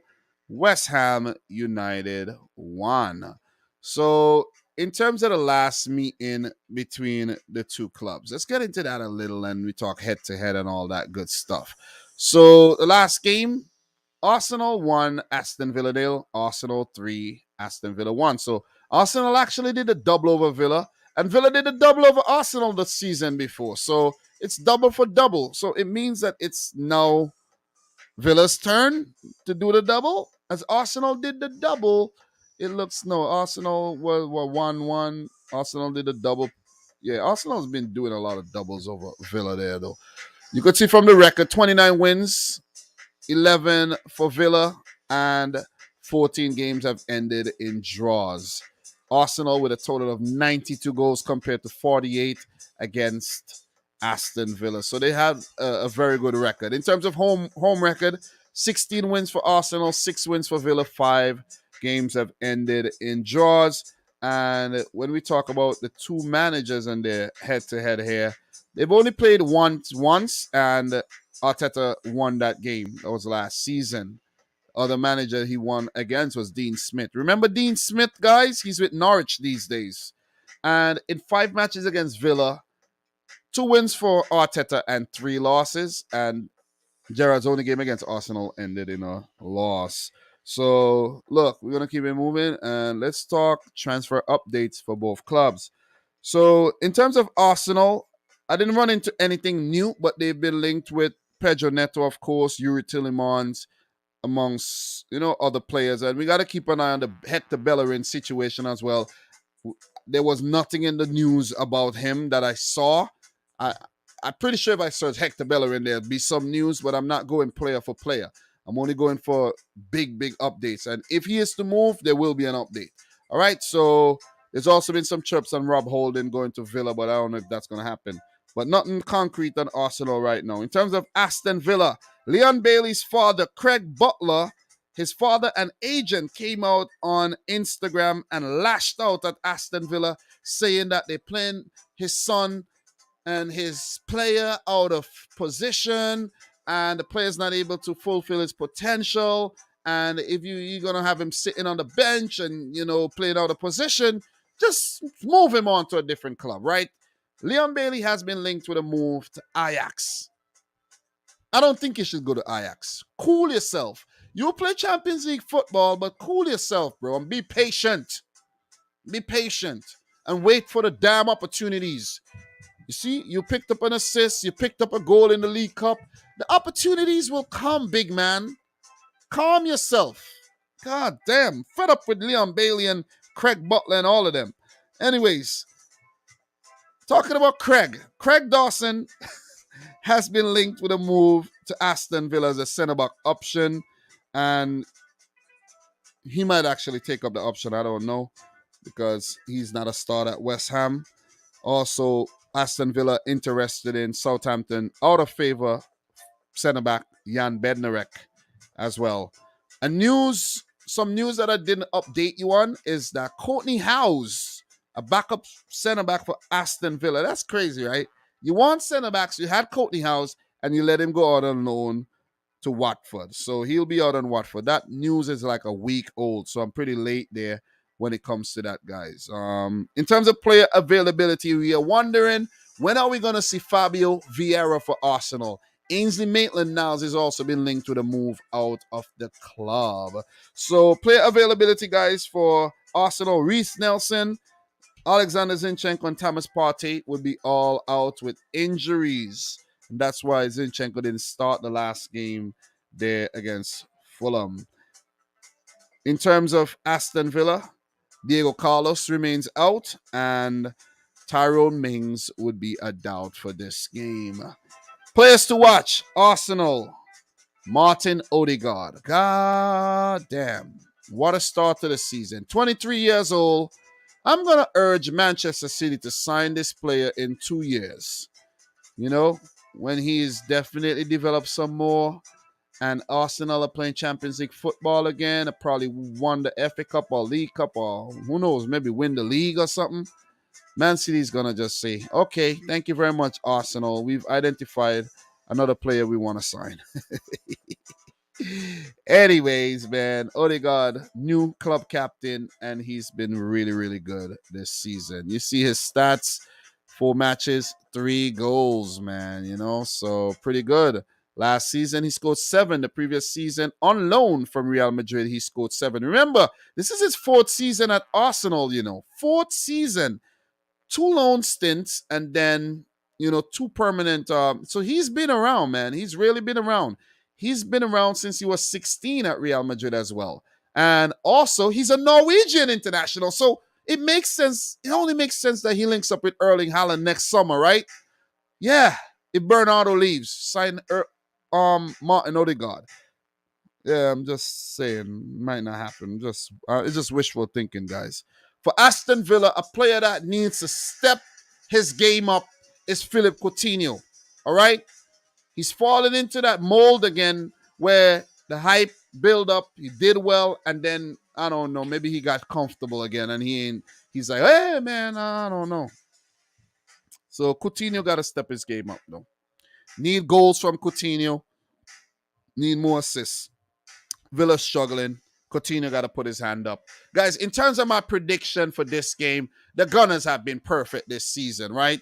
And I said yesterday that my analysis of Arsenal would be, look, they're going to win a lot of games. And let me go right away and say they're going to win this game. Villa is struggling right about now. Mings injured. Their defense look very shaky, even with Mings. That's the concern for me for Villa, the defense. Digne and Cash, they're very attacking players. So a lot of times they're running back. reeling, running back. Ezri Konza, Colum Chambers, not good enough, in my opinion, to keep Arsenal quiet. Their midfield is not yet settled. Boubacar Kamara, Douglas Luiz. I think this game is screaming out for Marvelous Nakamba, but he's out. He's not getting game time, so his form is probably not there.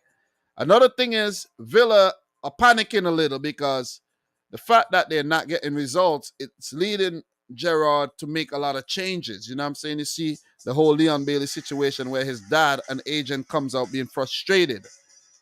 You see what I mean? So maybe that's an issue. Jacob Ramsey, these guys, Buendia, these guys. There's a lot of players, but they're not. I don't think Villa's finding their best 11 so far. On the other side, Mikel Arteta got everything worked out to a T, it seems, right? Even guys like Smith Rowe is on the bench. Can't get into the 11. Tanny just got in because of Zinchenko's injury. You see? So, got a lot of competition for places. Look at guys like Sambi Lukanga, who was linked to the move out. He can't even play. You see what I'm saying? So, you have Bukayo Saka, prominent. Eddie Nketiah, Gabriel Jesus, Gabriel Martinelli, Martin Odegaard. It's going to be a little bit too much for Aston Villa. I think they got to go because Danny Ings and Ollie Watkins and Co could be very dangerous. But Arsenal are going to win the game 3-1, in my opinion, and continue to be perfect this season with 5 wins in 5 to put pressure on the likes of Manchester City, Liverpool, Chelsea, Spurs, Man United. Arsenal are doing the goddamn thing. All right, so that's my prediction, guys. Let me know yours in the chat in terms of the next game for these clubs. Arsenal, who are on top of the table, 12 points. Their next match will be against Manchester United, where I think the real test would come. And I go back to the real test. Perfect in their first 5 games. And an Arsenal fan did comment on one of my videos, and he was actually saying that, what Arsenal did last season against the likes of United and Chelsea and City and so on, and they nearly beat us or whatever. But I still maintain that Arsenal, if they are to put up any kind of title challenge, they have to beat City. There's going to be 10 games, right? There's going to be 10 games, in my opinion, that's going to fuck Arsenal. 10 games.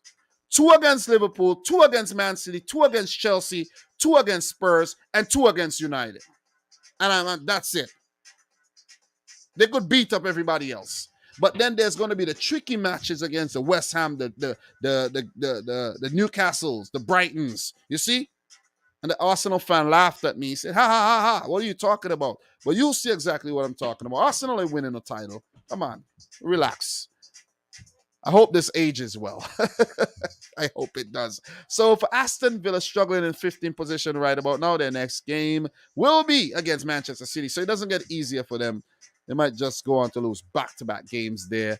And not just back-to-back games, lose 4 games in a row, Premier League games in a row. So what are you guys saying in the chat? Big up to everybody in the stream right about now. Make sure you smash the thumbs up button if you're yet to do so. Appreciate everybody who liked the video already. And we got 33 likes. Guys, could we get to 50 thumbs up? Big up to the boy Dupe. Big up to Content as well. His father have him at fantasy, so he is mad. So, in his fantasy team. So, yeah, exactly. They just got easier schedules at the start of the season. Yeah. Rangers still got a European final without him. So they don't miss him that much. You're talking about Steven Gerrard. Okay, succeeding at Rangers means nothing when it comes to the Premier League. All right. So apparently Steven G has a worse win percentage than Gary Neville did at Valencia. Ooh, that is bad. I did run across something like that, Steven Gerrard is under he's under pressure. He's under pressure. And the manager's under pressure. Steven Gerrard. Of course, what's his name there at Leicester City? Brendan Rodgers under a lot of pressure. And David Moyes not so much. Bruno Lage a little bit. But Gerrard and freaking is under pressure big time, man. Brendan Rodgers. Big time. Look, I'm not worried about Scott Park at Bournemouth.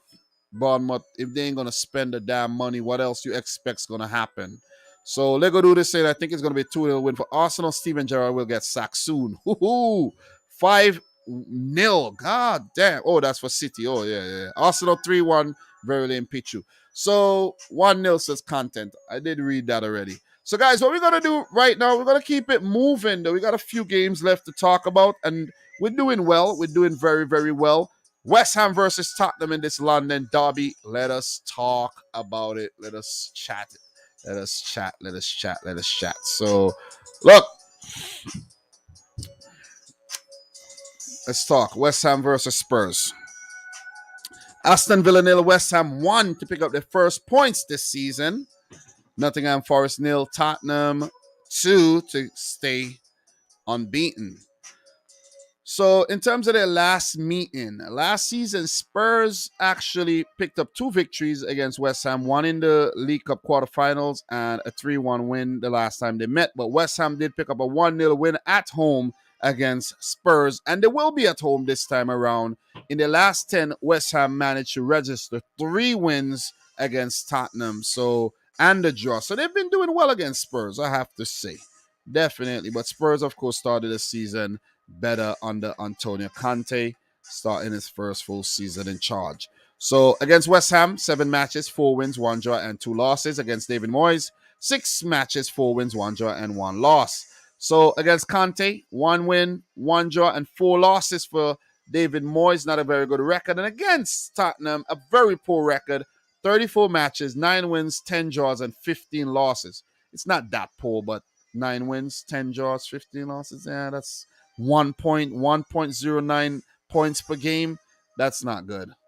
That is not good. While Conte got almost 2 points per game against West Ham United. So in 52 games, 25 wins for Spurs, 17 for West Ham, 10 draws. This, matchup is kind of even, but seeing that Spurs start the season better than West Ham, I think West Ham are coming into this under a little bit more pressure. So, in terms of some transfer updates, guys, let's get into that. And knock that out really quick. For West Ham, they signed Brazilian international Lucas Paqueta. He's 25 years old from Olympic Lyon, 60 million euros, including add-ons. Contract runs until 2027. What a hell of a signing made by West Ham. I actually read that Lucas Paqueta wanted out of Olympic Lyon, right? He wanted to leave. And they were actually waiting for maybe a Man City, a Liverpool, a Chelsea, or one of these teams to actually come in for Lucas Paqueta, but no one came in. But then a big bid came in from guess who? West Ham United. So West Ham, they're showing that they're very, very ambitious. They will be in Europe, so at least Paqueta will be playing some European football that he wasn't gonna. Is Lyon in the European competition? There might be. I don't even remember. But are they? Are they Olympic Lyon? Are they? I can't even remember. I can't even remember if they are in European competition though. I don't think they are. Yeah, they're not. They're not in European competition this season. So Paqueta's at least he's getting to play European football now, right? But it's a conference league. So very, very good signing. Let me see if he's actually in the roster here right now. Nah, they didn't put him in yet, but definitely a quality signing. Also, I mentioned earlier that Craig Dawson is a wanted man. In terms of Tottenham, I'm doing my research, guys. Pape Matar is set to stay. And I didn't realize it, but they said I ran into something that Bentancur had a concussion and he might not feature. So let's see if that one is true. And Japhet Tanganga could actually stay as Spurs are probably giving up their quest to sign a new center back. Yannick Carrasco is linked from Atletico Madrid. Dan James linked from Leeds. I don't know why, to be completely honest. And Brian Hill is still at Spurs, and hence the reason they're looking for a winger. So if they do sign a winger, then Brian Hill would move to Valencia, I think, on loan, if I'm not mistaken. And it's kind of puzzling why Brian Hill didn't work out at Spurs, to be completely honest, because in La Liga, he was doing very well. He was doing really, really well. Let's take a look at Brian Hill here. He was doing well. 21 years old, he got this peculiar look with the hair. and everything. And, he's funny looking. Let's keep it real. And he was very promising. Spurs picked him up, big money. And then I'm like, like he just gone. 9 substitute appearances last season, no goals. He played what in the EFL Cup mostly, the FA Cup, and what else? Handful, maybe Premier League appearances, maybe. But and then he went out on loan. I was like, but this is very weird, very very weird, man. Spurs, I don't know how they do this kind of business though. Invest so much. These clubs are throwing away millions. I don't know, man. But anyways, let's move on. So he's still at Spurs. And in terms of player availability for both clubs, guys, that's it for the transfer updates there. And that's the latest because I talked more transfers yesterday as well. So it's just like a progression of things. In terms of Tottenham, Rodrigo Bentancur is a doubt. Lucas Moura is listed as unavailable. So he could be possibly leaving Spurs. Maybe not a Premier League club going in for him.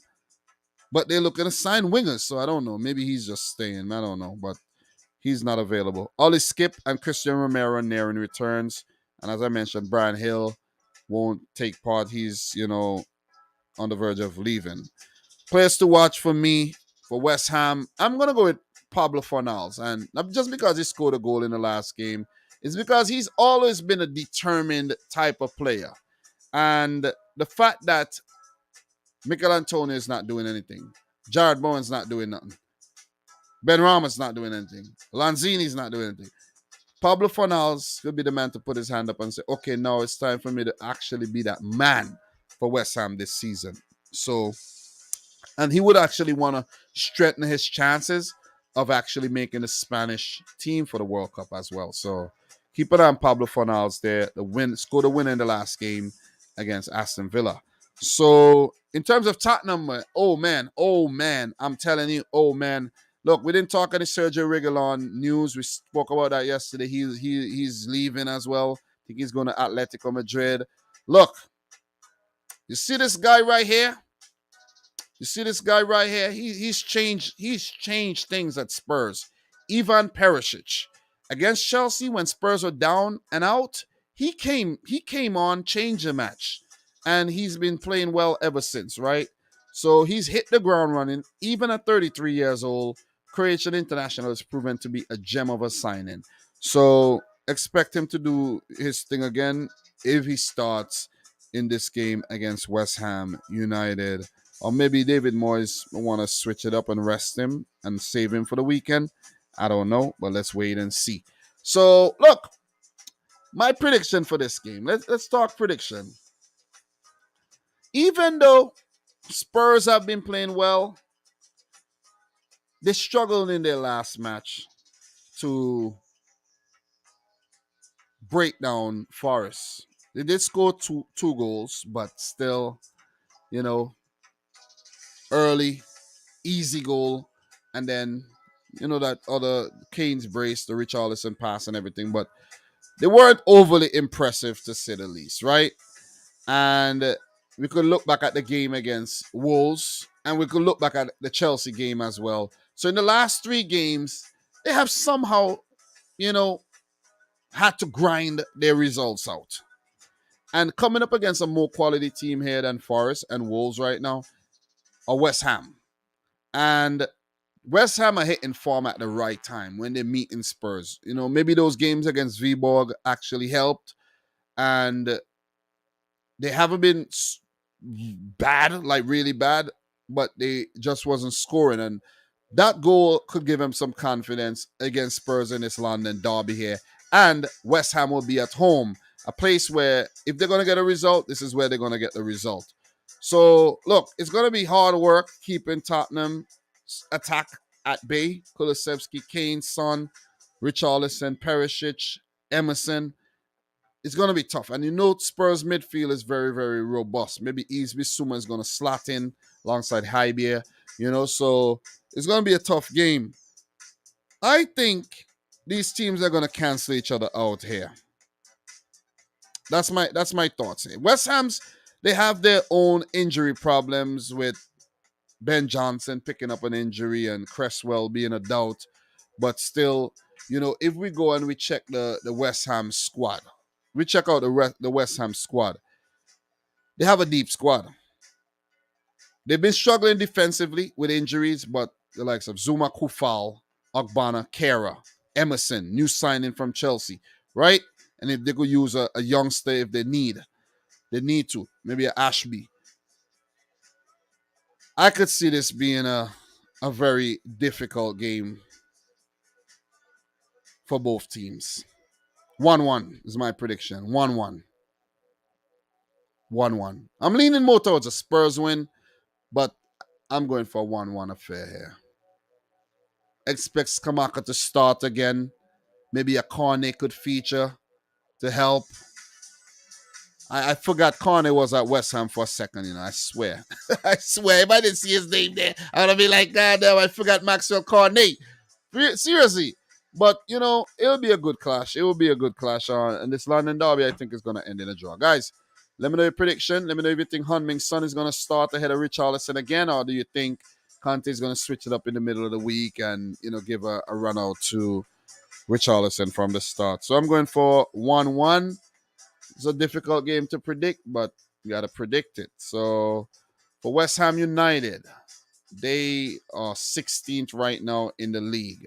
Their next game will be another London derby against Chelsea before they play their first Europa Conference League match next Thursday. So they'll be having a lot of Sunday games, guys. Just make note of that.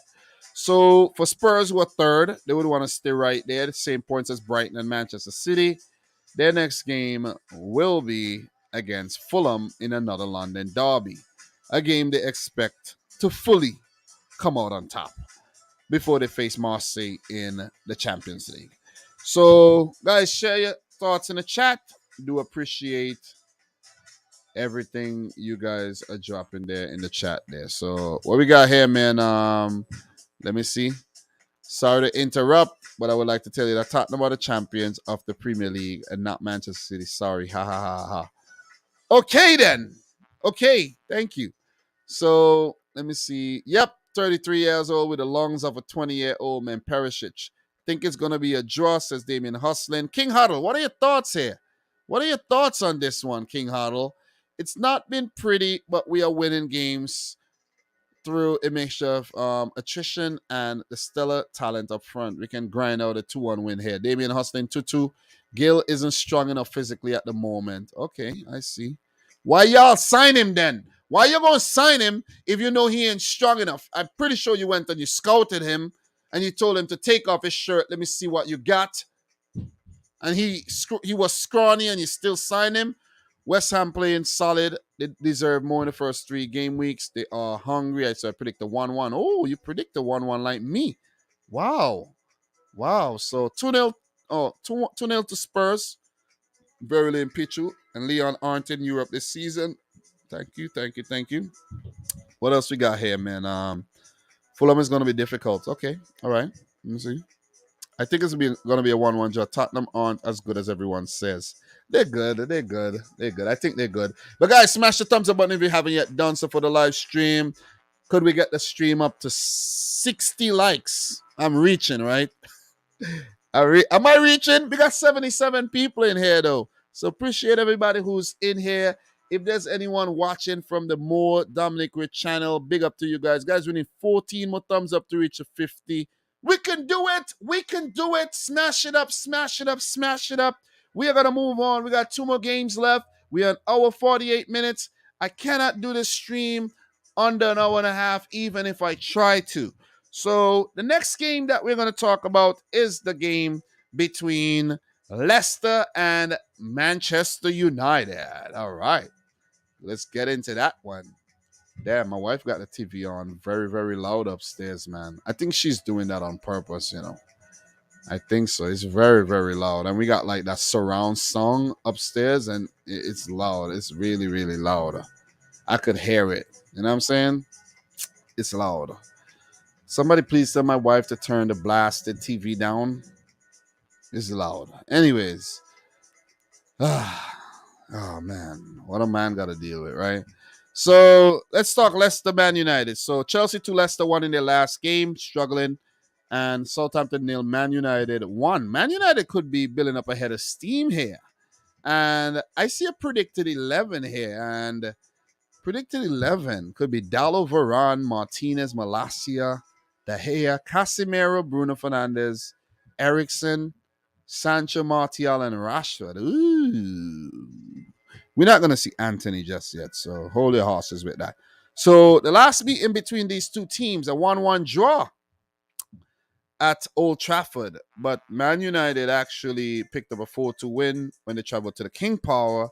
And the last two matches at the King Power, I'm actually reading this wrong. I'm reading this wrong. The last time United traveled to the King Power, they lost 4-2. And Leicester have actually not lost any of their last 5 games against United. God damn, how did I read that wrong? It's getting late. It is definitely getting late, man. I read that totally backwards, though. Totally backwards. Leicester have not lost any of their 5 matches in all competitions, including the quarterfinal of the FA Cup in 2021. 3 wins and 2 draws. But before that, they lost 4 on the bounce. So they've even gone to Old Trafford and won, so kudos to Leicester. So all-time result, 32 matches, 4 wins. You see that, right? 4 wins. And 2 of those came in the last 10 matches against United. 9 draws and 19 wins for Manchester United. Erik ten Hag against Brendan Rodgers for the first time. Brendan Rodgers has a horrible record against United. 17 matches, 10 losses, 2 draws, and 5 wins. Poor.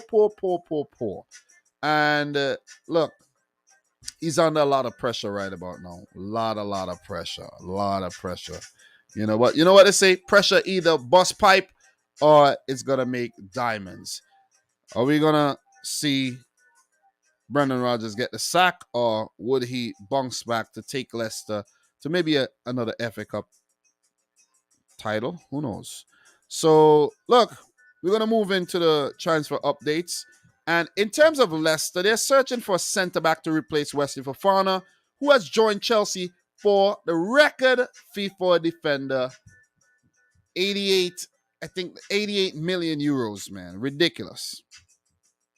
And these potential replacements are Maxence Lacroix, Manuel Akanji, and Edmund Tapsoba. I think all 3 players play in the Bundesliga. One for Dortmund, the other for Leverkusen, and the other for Wolfsburg, I think. I might be right. I don't know. Don't quote me on that. But that's the latest update for Leicester City. Fofana is gone. Tielemans is linked with a move out as well. Let's see how that one goes. So for Manchester United, they have spent over £200 million this summer alone. And Anthony's the latest addition, signed from Ajax for 100 million euros. And Man United actually, as a matter of fact, signed Martin Dubravka from Newcastle on loan. Newcastle wanted a permanent deal, but I think it's a loan deal.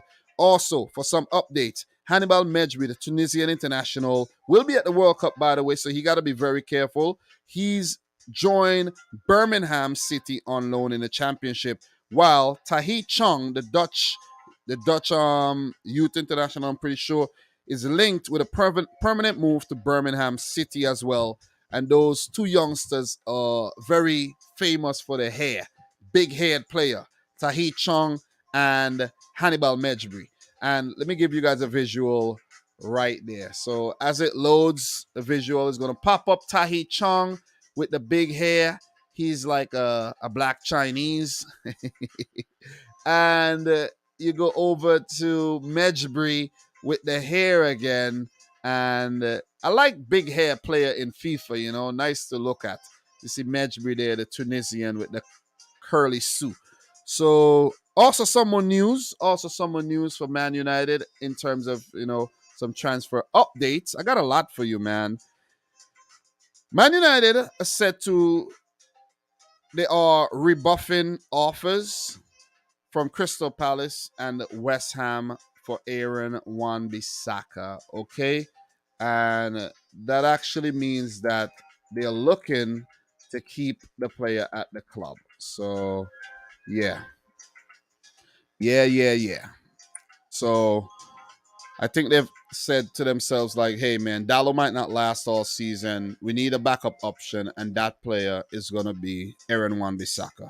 So look, there's also some Cristiano Ronaldo update. I talked about that one last night, and I had more clarity on it today. Where Jorge Mensch, Ronaldo's agent, is looking to offload Ronaldo to Napoli, right? And Napoli, and it said that United actually want Victor Osimhen. So it could be a swap deal where Osimhen goes to Manchester United, where, to be completely honest, right? I'm being completely honest. I think that would be a really good move for Osimhen. If you look and you see what Ten Hag is trying to build, I'm being completely neutral right now, right? If you look at what Ten Hag is trying to build, Anthony coming in, you have Sancho, Rashford, you have Martial, you have Osimhen's going to come in. You know, you have Bruno Fernandes in the midfield, Casemiro, you have Christian Eriksen. At the back, you have Lisandro Martinez, Varane, Malacia, Dallo. These guys are doing good. De Gea. So you could see what he's building here, right? But it's going to be a very difficult deal to pull off because Napoli is said to want 130 million euros for Osimhen. They paid almost 100 million for him, I could recall, right? A lot. They paid a lot. I think it was about 70 something million euros from that Dutch club. That was from Lille. So look, 130 million euros, right? They want for Osimhen. So Ronaldo goes the other way, and I think they want United to pay Ronaldo's salary as well. I think I'm not even something like that, some bullshit like that, and pay the UEFA fee as well, just 5%. So it's gonna be difficult to get Ronaldo at another club because his wages are gonna be humongous, or he'll have to take a wage cut. What are you guys actually saying here? What are you guys saying? Lego dude, United is stupid not to take the money for Wan-Bissaka. He is not part of Ten Hag's plan, and value is around 15 to 20 million, which is about what Palace or West Ham are offering. Remember, United paid 50 million for Wan-Bissaka. Don't forget that. So what else are you guys saying? Yeah, 130 million plus Ronaldo on loan with United covered his way. That seems like kind of a scam. Yeah, that's what I read. That's what I actually read for the Cristiano Ronaldo thing. And we could just get some clarity on that by doing a quick Google search of Cristiano Ronaldo. And we're gonna have some more clarity on that because that is very, very important, right? So look, let me if you check the news section, right, and we'll get some more clarity on that. Should Man United let Cristiano Ronaldo go for nothing now that he's a bit part player at Old Trafford? That's not what we want, right? That's not what we want. The Sun. Let me see what we're looking for. That's not what I'm. Okay, yeah, here, right? This is it. This is it right here. Eurosport, right? Cristiano Ronaldo loan moves among final options with Victor Osimhen to Man United transfer unlikely. So that's exactly what I was talking about. Ronaldo on loan to Napoli, with United paying all his wages and still paying 130 million to Napoli for Osimhen and paying the UEFA fee that UEFA and FIFA fee that they get for every transfer. You see? So Napoli are saying, look, if you want him to come, pay his wages because we ain't going to pay it. We ain't about that life. We're not going to pay. You see what I'm saying? And you got to pay up for Osimhen 100 and I don't think that deal is happening. That deal is not happening. If that deal happens, it means that Man United would spend upwards of 300 million pounds, right? And still not go on to win the damn title. They could win the title. I'm just saying. They could win the title. They could win it. They could win it. They could. It's a possibility, okay? I'm just saying. It is a possibility. I'm just saying. You guys get the point. I'm just saying. They could win the title.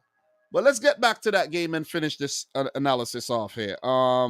In terms of player availability for both teams here, look, that was fun. For Leicester, Ryan Bertrand, James Maddison, and Ricardo Pereira would be out, while for Man United, Victor Lindelof, Facundo Pellistri, and Mason Greenwood are definitely out, right? Brandon Williams listed as other, meaning he might be potentially leaving the club. And Anthony Martial is a doubt, picked up a knock. Players to watch for me, Jamie Vardy and Yuri Tillemans for Leicester. If Tillemans does feature, he would have to provide that creativity in the midfield there for Jamie Vardy in the absence of course, James Maddison. Harvey Barnes got to step up as well. Keenan Dewsbury Hall got to step up. But you see, they lack that creativity when James Maddison is not in the team. And if Yuri Tillemans leaves, then they got to sign somebody. Leicester are playing around. They're not signing nobody. They're not making enough signings. They're not making any signings. They did bring in a goalkeeper. I think they brought in Alex Smithies, if I'm not mistaken. So that's about it. And Dennis Pratt came back from loan. That's about it. They're not doing nothing. They're not doing nothing. And they have a few days to bolster their team. For Manchester United, I'm going to go with Bruno Fernandes. I'm going to go with Bruno because he does play better when Ronaldo is not involved. I did run across a stat. He does play better. Or should we keep an eye on Danny Van de Beek? He's still Danny Van de Bench, you know. He's still been warming the bench, even on the Ten Hag.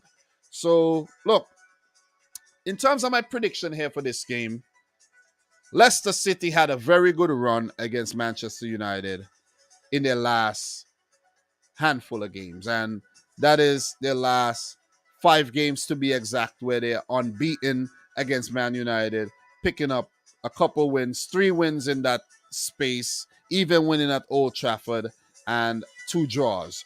This will be a home game for them at the King Power. If they ought to do something, it will definitely be at home. But Leicester are not playing well right now. They're disjointed. Their defense is shit. Fofana is gone.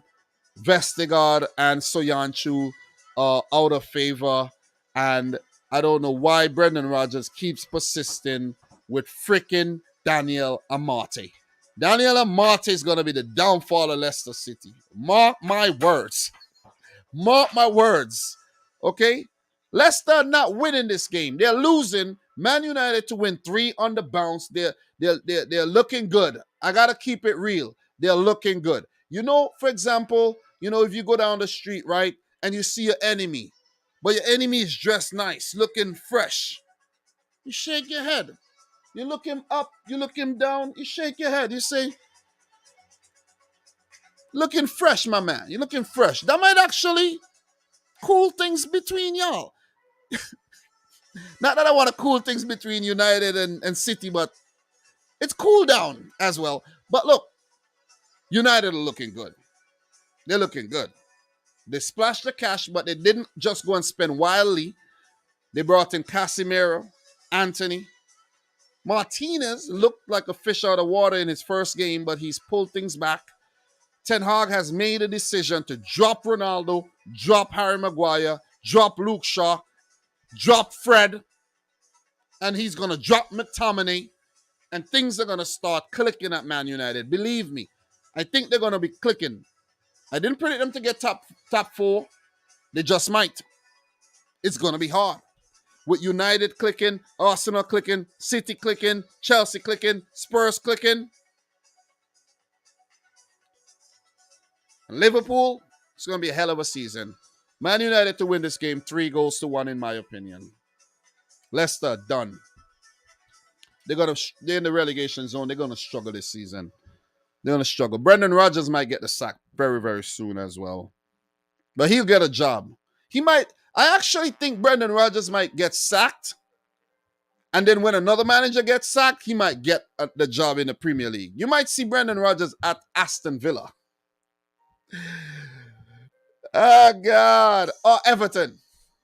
Oh, my God. Yeah, Liverpool and Everton. He's going to pull a freaking Rafa Benitez on the Liverpool fans. So, Big up to everybody, man. Big up to everybody in the house right about. Chelsea are clicking. What are you talking about? They won. They're doing. Look, you want me to show you the damn Premier League table? Do you want me to show you the Premier League table? Could I show you the? Could I show you the table? Could I show you the table? Could I show you the table, please? Chelsea are 6th with 7 points. 7 points. They're 6th. They're still top 6. What you mean? Look at where Liverpool are 9th. Why you didn't say, look at where Man United are 8th. And Chelsea's not clicking? They're clicking. They're finding their way. They're not the best, but they're finding their form, okay? Still early. So 3-1 win for United, in my opinion. Leicester, another L.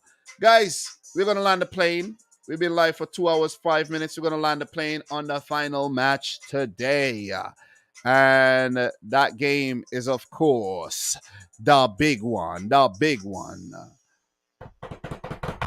Liverpool versus Newcastle United. Ooh. I wonder what Dom's going to say here. I wonder what Dom's going to predict for this one. Just wait and see.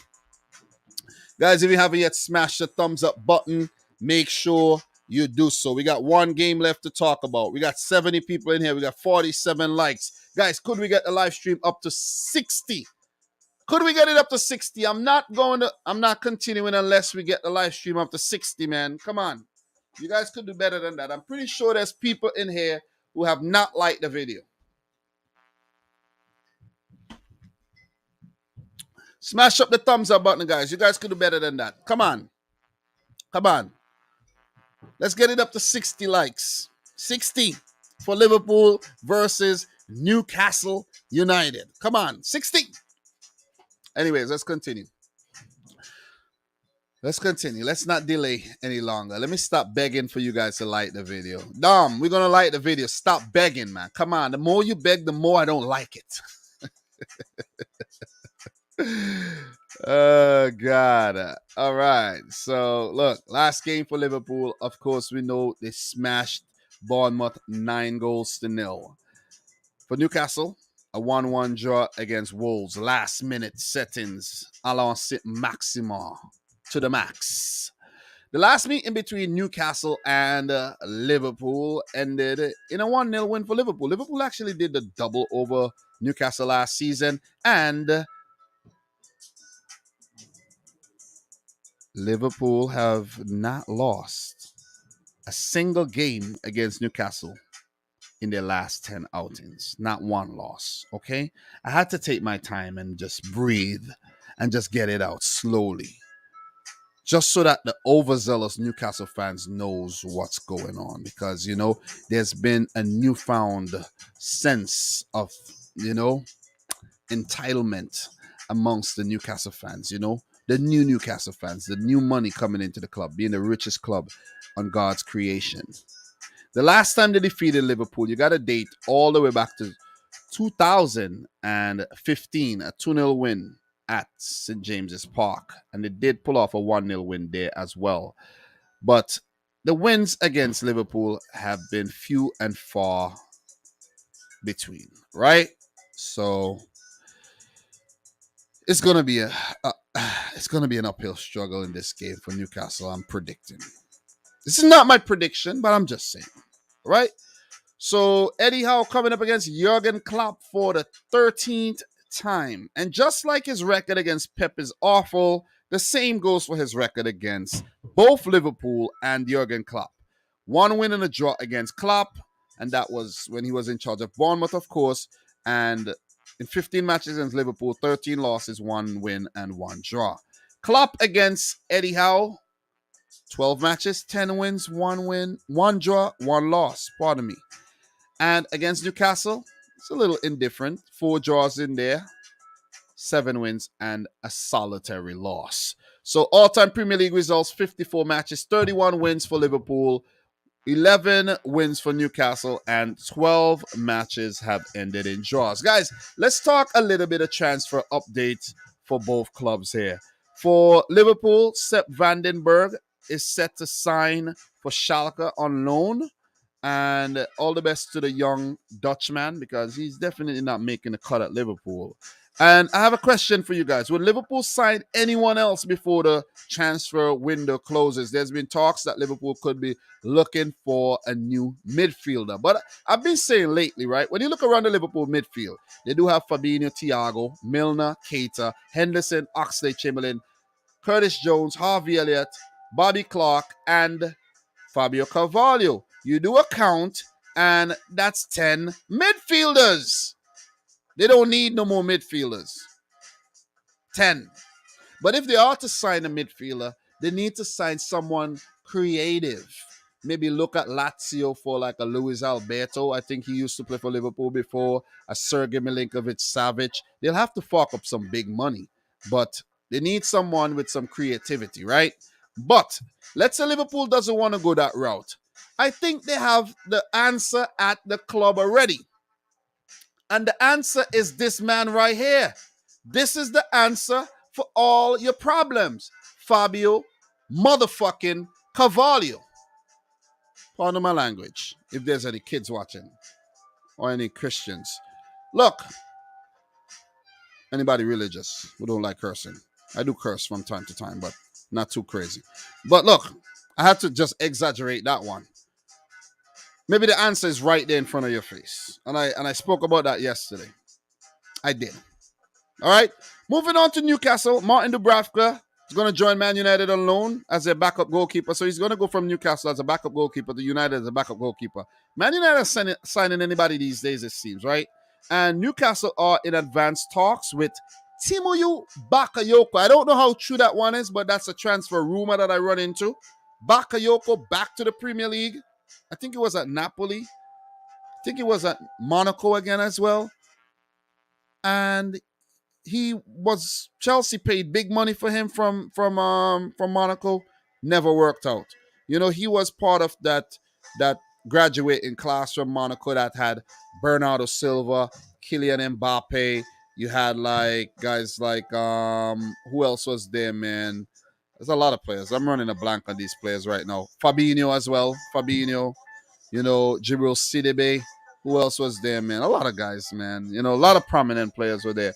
So, look, they're linked to him. Also, Newcastle have been linked with Mexican international Edson Alvarez from Ajax. I don't know if that's going to happen, though. So, for player availability, Liverpool are definitely going through an injury crisis right now with 11 players either suspended, doubtful, or injured. And those players are Diego Jota, Curtis Jones, Quivin Kelleher, Thiago Alcantara, Joel Matip, Ibrahima Konate, Alex Oxlade-Chamberlain. Don't try saying his name very fast. Naby Keita, Calvin Ramsey, their new right back, Harvey Elliott, doubtful, and Darwin Núñez serving the last games of his suspension there. If Harvey Elliott is injured, perfect opportunity to bring in Fabio Carvalho from the start. So for Newcastle, Jonjo Shelvey remains injured until after the World Cup. Callum Wilson would be out of this game as well. Bruno Guimaraes is set to miss this game as well. And another player that could miss this game as well is Alan Saint-Maximin, along with Emil Kraft and Alexander Isak, their new signing. I didn't include him in the update because I updated you guys about him already yesterday. Alexander Isak is still waiting international clearance, right? Remember, it's Brexit and it's not that easy anymore, right? Still easy, but maybe not as easy as before, right? Players to watch in my opinion here. Luis motherfucking Diaz. Gotta exaggerate again. Pardon that I'm dropping the MF bombs in the stream today, but Luis Diaz has been massive. He has been massive for Liverpool, scoring a brace in the last game, and he's been absolutely devastating down the left wing there, where we would have been seeing Sadio Mane. So he's definitely, I think he replaced Sadio Mane very well. I don't think he was Sadio Mane's replacement, but he's doing a good job over there. So let's keep it real, you know? And to be fair, Liverpool are missing the likes of Jota, you know what I mean? So maybe they're not missing Mane that much. Maybe they are missing him, but, you know, they'll get over the Mane thing. They will. And Luis Diaz will definitely help calm some nerves. So in terms of some more another player to watch, I should say. For Newcastle United, I had to go with Nick Pope here. Mr. Nicholas Pope. Dominic Pope. Had to go with him. He was massive against Manchester City, and he did well against Wolves. He'll need another big performance here against Liverpool if the new Newcastle United are to remain unbeaten in the league with 1 win and 3 draws, right? Pope is going to need a big, and probably a bigger effort than he did against Manchester City. Guys, it gets to the point where I drop my prediction here. Newcastle, in my opinion, really struggled against Wolves in that last game, and they struggled to break Wolves down, and they did ended up getting a gift at the end when, of course, Hwang Hee-chan hook up St. Maxima for that worldie of a goal he scored, right? And if you check their form, Newcastle's form, what? Bam bam, 3 draws on the bounce. Not very good. See what I'm saying? It's good, but still not very good. You get the point. Liverpool, on the other hand, in my opinion, look, coming off of this massive 9-0 win against Bournemouth after a dreadful start to the season, that will give them the impetus and the confidence and the morale boost that they need, the self-belief that they need to come up against a very difficult Newcastle team. Liverpool are clicking now. Firmino with those goals, Luis Diaz, Salah, he's been scoring, but he I don't know if he's thinking about the direct deposits. Maybe that's what it is. You know what I mean? When you work a lot of hours during the week and you're expecting a fat check, and that reminds me, I got to check my direct deposit in about an hour. But look, you're expecting a fat check, your mind's on that money. Salah, you're getting distracted by that big fat check that you're getting these days. Every week, the man's making an astronomical amount of money. You got to tap those easy chances in Salah. So, look, Liverpool, I think they're building up a head of steam here. And they're the favorites to go on to win this. Their record against Newcastle speaks volume. And for Newcastle, in my opinion here, let us just go back to their lineup, their squad, right? They're missing some very key players here. Very, very key players. And I'm not saying players can't come in and do a job, right? But they're missing some freaking key players. And I'm talking about Bruno Guimaraes. You saw how they played? They were very disjointed without him. Alain St-Maximin did a great job, but he won't be... He's a doubt. I think it's listed that he's going to be fit again sometime in September, maybe a week.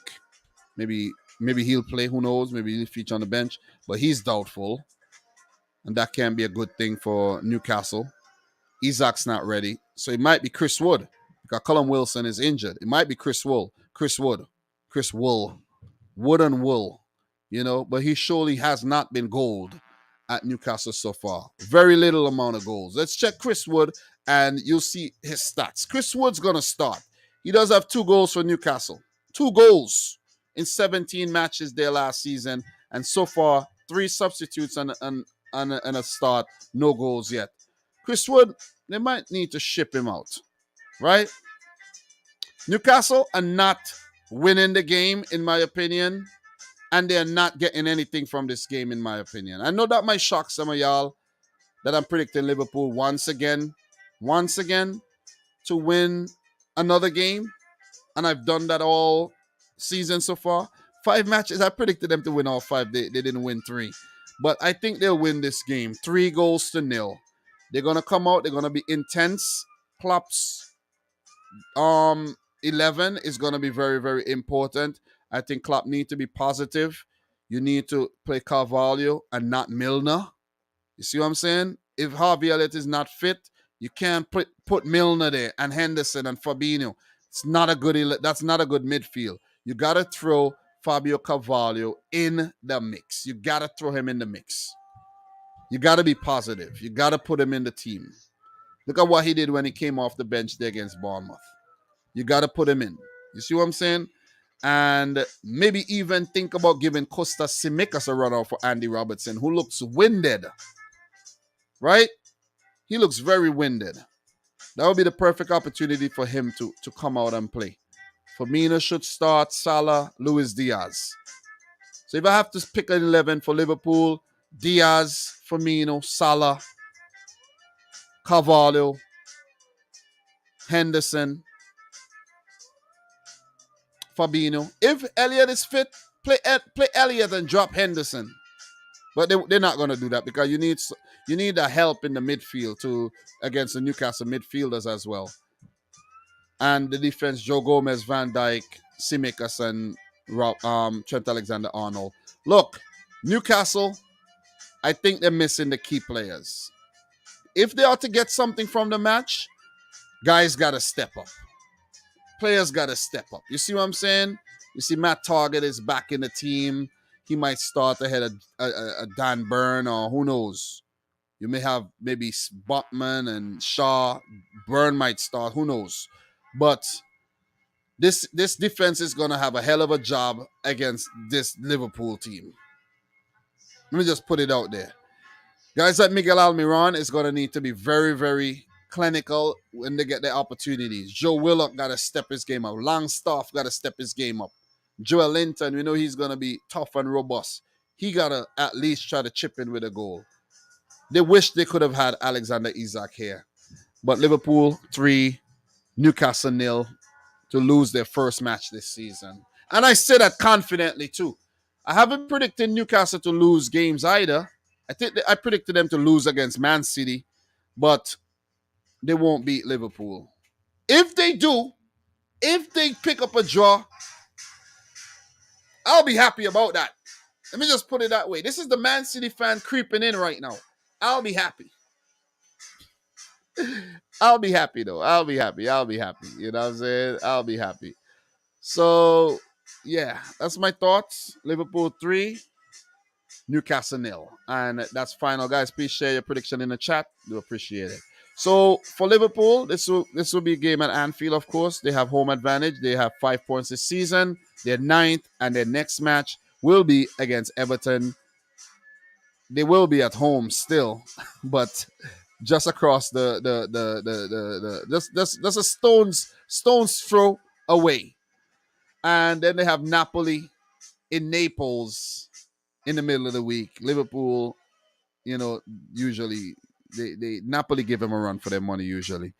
Then they have Wolves coming up, and then Ajax. So for Newcastle United, who's not doing too bad this season, they're 7th with 6 points so far, unbeaten in the league. Their next game will be against Crystal Palace, followed by a match against West Ham United. And hopefully for them, they would have some European matches sprinkled into their schedule next season. So we've been live for 2 hours, 22 minutes. I was live for 3 hours last night as well. So that's about almost 6 hours combined of live streams. And, appreciate everybody who tuned in to watch the content. All right. I like doing this. And, it's fun talking about these matches. It's not easy, though. Just want to put it out there. It's not easy. The work I got to put in to get this content out. Let me show you guys something. Let me show you guys the kind of work I got to put in, right? This is my book, right? This is my book. And this is this week. This is this week, right? That's this week. You see the way I do things? And I have, let me show you guys exactly what's going on here. Let me show you guys what's going on. Look at the way I do things, right? You see that? You see how I do things? You see that? That's 1, 2, 3, 4, 5, 6, 7, 8, 9, 10. 10 and a half pages. It's like I'm back at school again. It's not easy. And I do this every single week. It's not easy. So, you guys see me doing my thing. It's a lot of work, man. I don't know if anybody put in this type of work, though. Maybe, but it's something else, man. It's something else. What do you guys say in terms of the prediction here, man? We got 2-2 draw says content. Southampton, Liverpool, 2-2 draw. Okay, that's the wrong game. Let me see. 2 goals in 30 appearances. Let me see what you guys drop your predictions though. Liverpool play bottom team that should drop out of the competition. They are beyond poor, says Claude Murphy. Dom's legendary football Bible is future bestseller. And you think that's a Bible? Let me show you something. Let me show you something. Let me show you something. I don't want to. I'm not actually wearing pants right now. I'm in my boxers. So let me just point that away to the dark room over there. Actually, take a look at my football kits in the meantime. Take a look at the football kits in the meantime. I hope I don't unscrew this thing. Take a look at the football kits. All right. So look, I shouldn't take these down, but oh man, yeah, I shouldn't touch these. I'm messing up my stuff over here, but oh man, oh god, oh god, should not have done this, but all right, let's get back to action. Look, guys, you think you've seen anything about Bibles? I love these notebooks, right? The Mead 5-star notebooks. You think you've seen anything about notes and things? You see that? That's 4, right? That's 4. There goes 3 more. That's 7. There goes 3 more. That's 10. There goes 3 more. That's 13. 3 more. That's 16. And there's probably some more scattered around the place. I have 2 more in my bag upstairs. That's 15. Oh. And I forgot about these. These were the first set of books I started using. These are 4. Plus this. I put in a lot of work over the years. A lot of work, man. A lot of work. And all for nothing. Just kidding. No, I could put this fan on. I'm hot as hell, man. God damn, this room is hot. But yeah, man, that's why I was able to get to 50,000 subscribers, man. It's not easy work as a one-man show to, get reach this far. You know what I'm saying? It slowed down a lot. I could continue building, but the time is it's difficult to get the time these days, though. Guys, with that being said, though, let me stop talking. Let me stop, crying about things. And let's take a look at what the championship table looks like, right now. All right, championship table. Let's go and let's look at the championship and see what's going on in the second tier. All right, so right now, after 6 matches, Reading are on top. Woo! Doesn't mean anything, guys. Doesn't mean anything. Championship is very, very competitive. And there's still a lot of games to go. I think there's 38 matches left. The championship got 24 teams. You got 46 matches. You got 40 games to go. 40 more games to go. All right. So, Reading fans, chill out. You're not coming up. Sheffield United, Hull City, Norwich, Rotherham all started well. Burnley started well. Only 1 loss. Watford, not bad. Blackburn, not bad. Then Bristol Rovers, Preston, QPR, Sunderland, Blackpool. Let's go down to the bottom of the table. Coventry, 1 point, not looking good. They're winless. 3 games, okay. Why do they have 3 games? Maybe the EFL Cup matches, maybe? I don't know. Why they only got 3 games? Gotta look into this. All right, postponed. All right, okay. Postponed again. Okay. All right. Huddersfield struggling, but it's still early though, because you see Huddersfield after five matches got only 4 points, but the team on top the table only got 12 points. That's 8 points, and the team in third got 10. You see that? So it's still very early times when it comes to the championship though. But in terms of stats, who's doing well? Oscar Estupinian. All right, so there's another Estupinian. I never heard of him. Is he from Ecuador? Is he Ecuadorian? He's actually Colombian. He's 25 years old. And he's ripping up the championship right now with 7 goals with Hull City. Josh Brownhill, of all people, finally scoring goals in the championship now. These guys are championship level. Josh Sargent is a championship level striker. Oh, God. Andreas Wyman, 3 goals. Chidozie Ogbene for Rotherham. Chris Willock is scoring more goals than his brother these days. Ellis Sims. I think he's on loan from West Ham or Everton or Aston Villa. One of them club. He got 3. I think it's Everton. Nathan Teller is scoring goals as well. Yeah, assists Daniel Balasse from Rotherham. Grady Diangana, he was supposed to be do big things for West Brom when he came up. Elias Chair with 3 goals as well. Ryan Hedges and Sorba Thomas. All right, so that's what the championship looks like, guys. And big up to the boy Ron in the house. This is Wyman, been around for ages.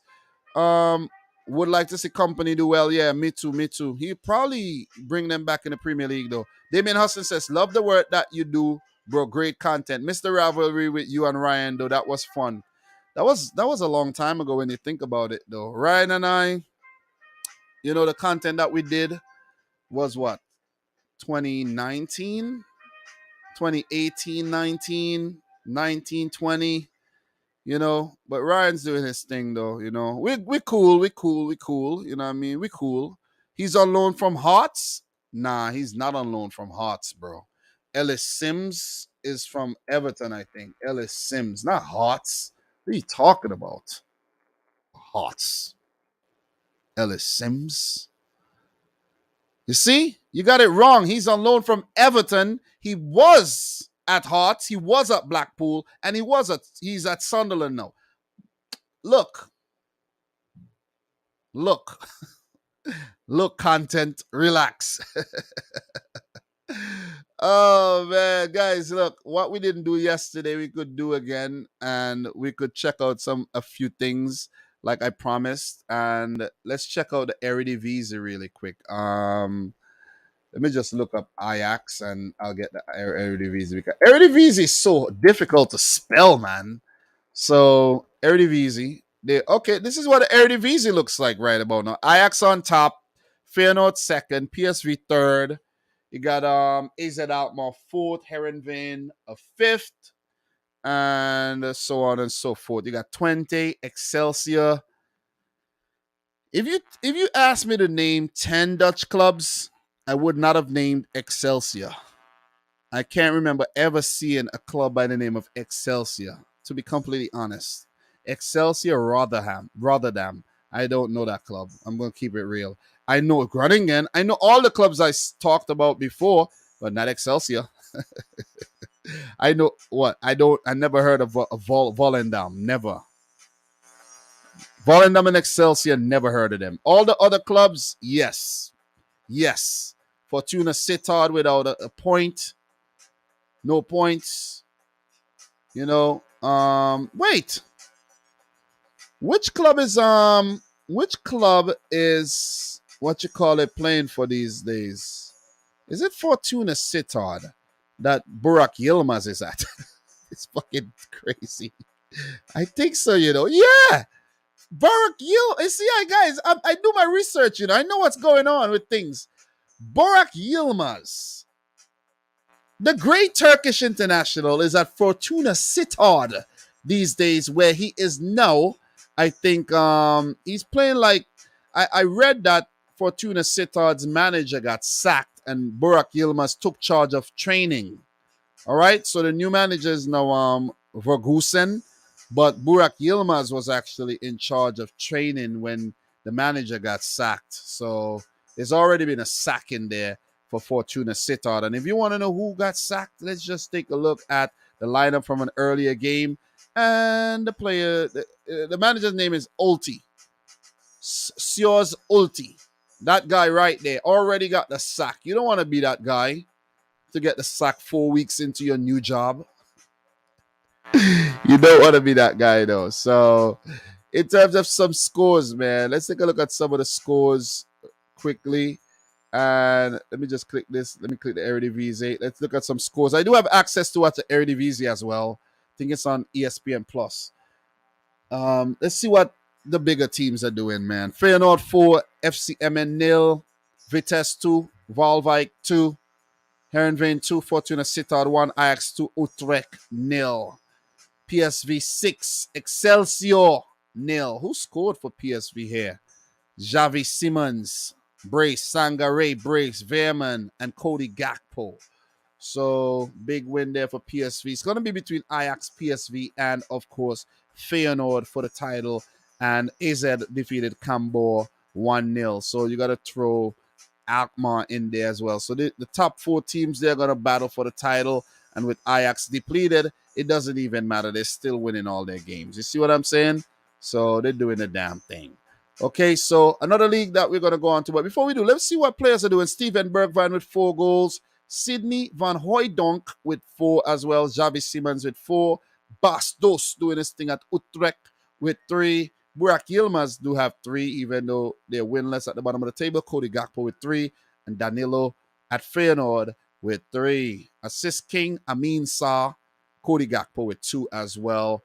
Anthony, why is there a picture of a dead man? I don't know, but he's gone to United with 2 goals. And Brian Broby with 2 as well. 2 assists, I mean. So let's go and let's take a look at the Portuguese League, better known as Liga Portugal.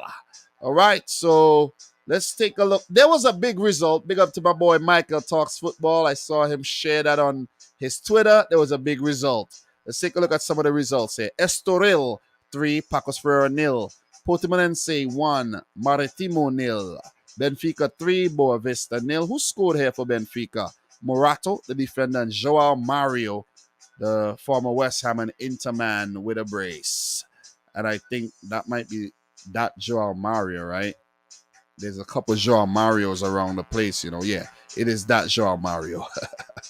So, look, man, Sporting 0, Chavez 2. I don't think Michael Talks Football actually tweeted this result as well. So, what I'm going to actually do is let me do a quick I was gonna actually screenshot this, but I'm on desktop right now and my screenshots come out like for the whole screen. So yeah, I'm not gonna do that. You know what I'm saying? I don't want to expose my saved what you call it, porno site in my favorites there. So yeah, that's just a joke, guys. There's none there, but yeah, still. Anyways, let's go back. Sporting lost. They lost. Family Sao 1, Santa Clara 0, Braga 6, Aruca 0. That's a big result. Rio Ave 3, Porto 1. That's the result that my boy Michael shared. So yeah, Abdulaziz Yakabu with a brace there. Look out for him. Vitor Guimaraes 0, Casapia 1. I'm pretty sure Casapia is a newly promoted club. So keep an eye on Casapia, guys. Vizela 2, Gil Vicente 2. And that's the roundup of the Portuguese league, guys. So Simon Banza with 5 goals from Braga. Abdulaziz Yakabu with 3. Pedro Gonçalves. Don't know why no one went in for him. He's still at Sporting, 3 goals. Abel Ruiz, former Barcelona kid, with 2. Andre Silva, another one, with 2 goals. Ivan Nilsson with 2. Ivan Macano with 2. And I'm not going to go through all of those. So Rafael Guzov of Vizela with 3 assists. Abel Ruiz with 2. And there, that's it. I'm not going through all of that. But that's what the standing looks like, guys. Braga on top the league with 10 points. Guys, could we see Braga actually winning the league? Look, I don't even know if Braga ever won the Portuguese league. I'm pretty sure they have, but it's a long time they haven't done so. Let's take a look at Braga. Let me just do a quick research of Braga really quick, guys. So honors for Braga. They won, actually, guys, they have never won the Portuguese league. They were runners-up in 2009-10. They never won the Portuguese league. Never. They won the cup a couple times, but they never won the league. So, could we see Braga actually going on to win the league this season, guys. I would actually love to see that for them to get Champions League football. And the fact that they never won the league means that they never played in the Champions League. Pretty sure they probably did as runners up. But I have to look that up as well. Braga ever played in the Champions League? Let me see. Let me see something. I got all the sources, guys. I know where to find everything. Not everything, but most things, you know. I don't know where to find the Fountain of Youth or anything like that. But in terms of the cup history for Braga, they have played Europa League, I know. And but in terms of Champions League, yes, they have been in the Champions League twice.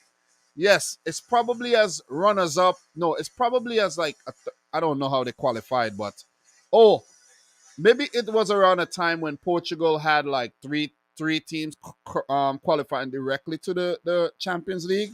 So they were in the group stages 2010, 11, and they were grouped with Arsenal, Partizan, and Shakhtar. And they were in the group stages 12, 13, grouped with Galatasaray, CFR Cluj, and Manchester United. So as a matter of fact, they actually came. I was jumping the gun there. They came through the qualifying rounds on both occasions, defeating Sevilla and Udinese. Okay, but they've been in the Europa League a lot of times, and they were in the Europa Cup a lot of times. So yeah, so that's just a little history there on Braga, who's doing well in the league right about now, and haven't been in the Champions League for about 10 seasons or so. So it's nice to see them doing well. But Sporting, where are they? They're 13th. They're not doing well. Amorming, I think is the manager. They need to get their act together. They're in the Champions League too. So look, we talked the Portuguese league. We talked the Dutch league. We talked the championship. We spoke about the Liga. We spoke about Italian league, La Liga, and we did touch on the German Bundesliga as well. And guys, look, I could stay here forever with you, but I actually I'm gonna get out of here, man. It's late. It is late. You know what I'm saying? And there's a lot of football to watch tomorrow. I'm off again tomorrow, but it's late, man. My wife probably hates me right now. Do you still watch the Croatian League? No, I don't. And I know you want me to check the Croatian League. Just say check the Croatian League, man. Just say check the Croatian League, Dom. Check it. All right, let's check it. Dinamo Zagreb are running away with the league. That's what you want to see? Slaven Belepo doing well. Hajduk Split struggling a bit. They could kiss the league goodbye. 10 points behind Dinamo. But they do have 2 games in hand, though, so maybe it's not too late. Varazdin doing well. Where's what the hell? Where? Whoa! Oh, what? Goritza is struggling these days. They're struggling, and Rijeka are struggling big time at the bottom of the table. But it's still early, though. Still very early, guys. The way this league goes is 10 teams. Each team play each other 4 times, I think, for a total of 36 matches, if I'm not mistaken. Let's go back. Yep, each team play each other 4 times for 36 matches. It's a lot of times to play one team, though. I think the league, I think they got new sponsorship and everything. They could add 2 more teams to the league, man. You know what I mean? So then you play each team, drop the league down to maybe like, let me see what'll work. I don't know what'll work. Seriously, I'm not. Let me stop trying to think of a plan here for the Croatian league, though. But last season, as you guys could see, Hrvatski, what's this club called again? Draga Voljac. They got relegated, and I think Istra got relegated as well. So, and there's a playoffs. I don't too remember how everything works in the Croatian league. But Istra didn't get relegated. Istra went into the playoffs, and the other team got relegated. So one team get relegated straight, and the other team go into the playoffs for the second team, the second place team in the second division. So that's what it looks like, guys. It's a weird table right now, to be honest, because I didn't expect to see Goritza and Rijeka down towards the bottom of the table there. OCX been doing well these days under Bielitsa. Is Bielitsa still in charge of OCX? Let me just double check that. So OCX, Bielitsa is still in charge of OCX, man. So I do keep a eye on the. Whoa! I didn't even know. Listen, I didn't know Daniel Subasic went back to Croatia. Daniel Subasic is playing. Daniel Subasic is at Hajduk Split. I thought he retired. He's 37 years old these days. He's on the bench. I thought Daniel Subasic actually retired, guys. Wow. Okay. Okay. That's new to me. But there's some quality here, like guys like Mielniak. These guys have played for the national team before. You know, I'm not going to even get into all. Krovinovic, this guy's the player that was at in the Portuguese league and was at West Brom. So there's some quality in the team. Marin Leovac, you know, there's some Marko Livaya. There's a lot of quality in the Croatian league, guys.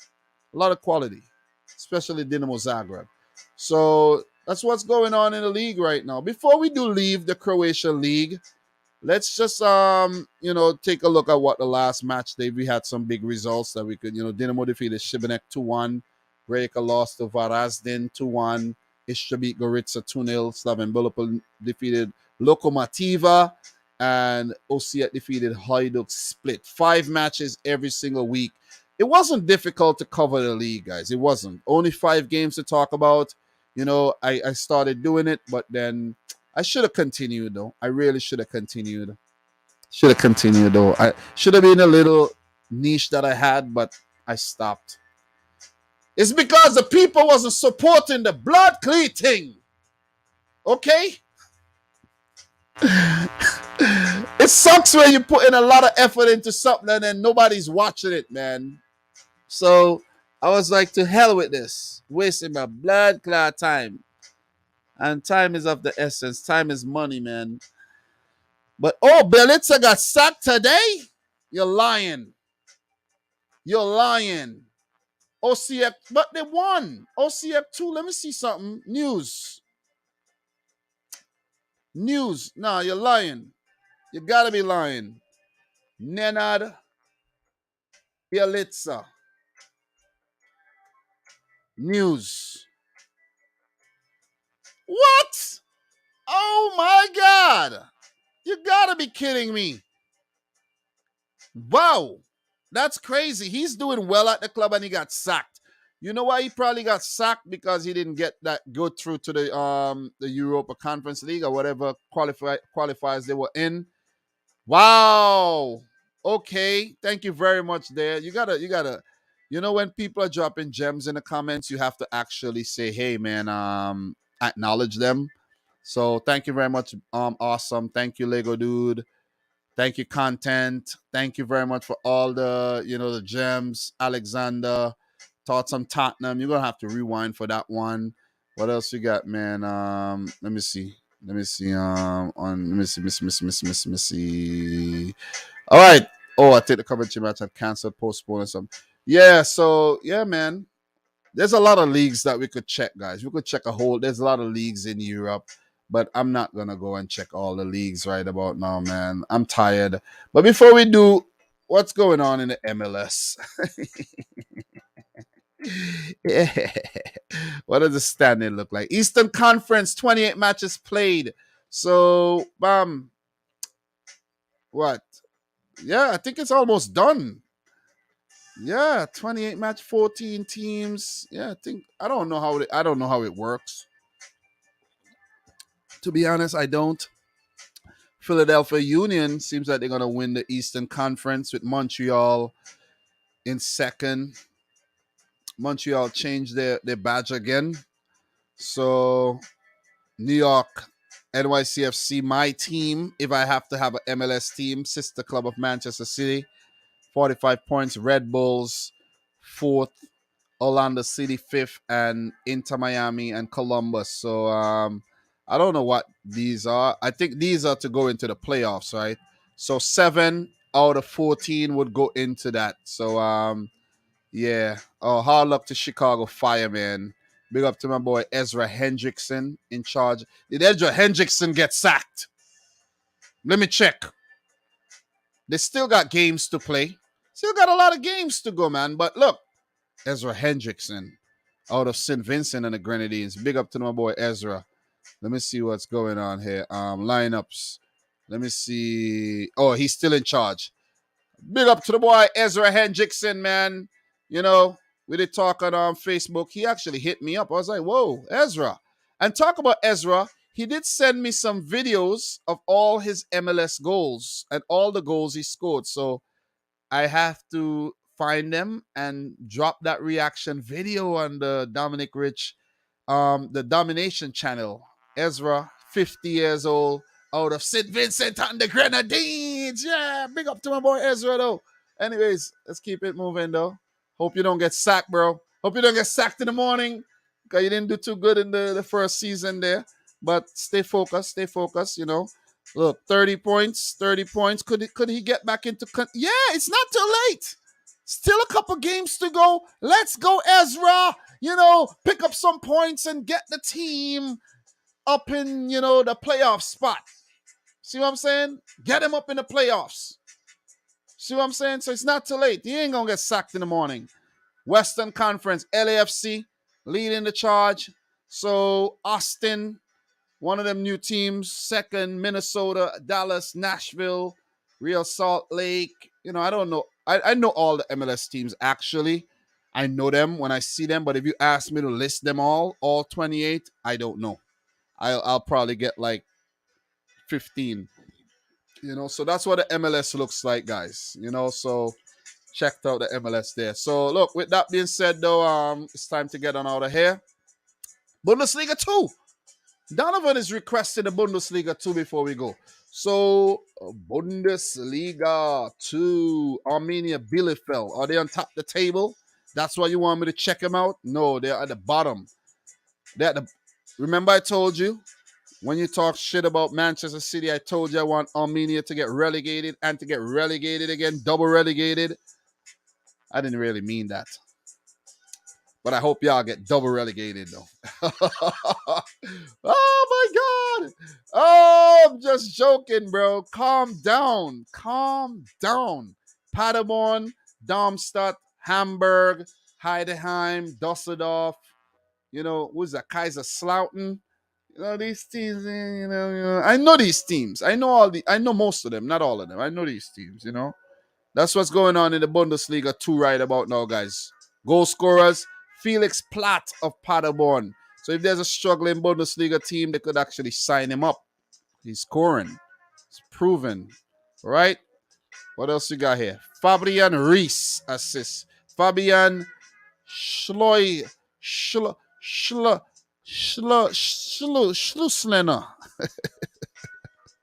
Can't say that name for shit, though. But look, man. Look. Hi, Barry 10. Big up to you, man. I didn't see you. Big up to Awesome BLE. He want me to check the Serbian League. All right, I'm going to check the Serbian League. You know what I'm saying? Let me check the Serbian League. Serbian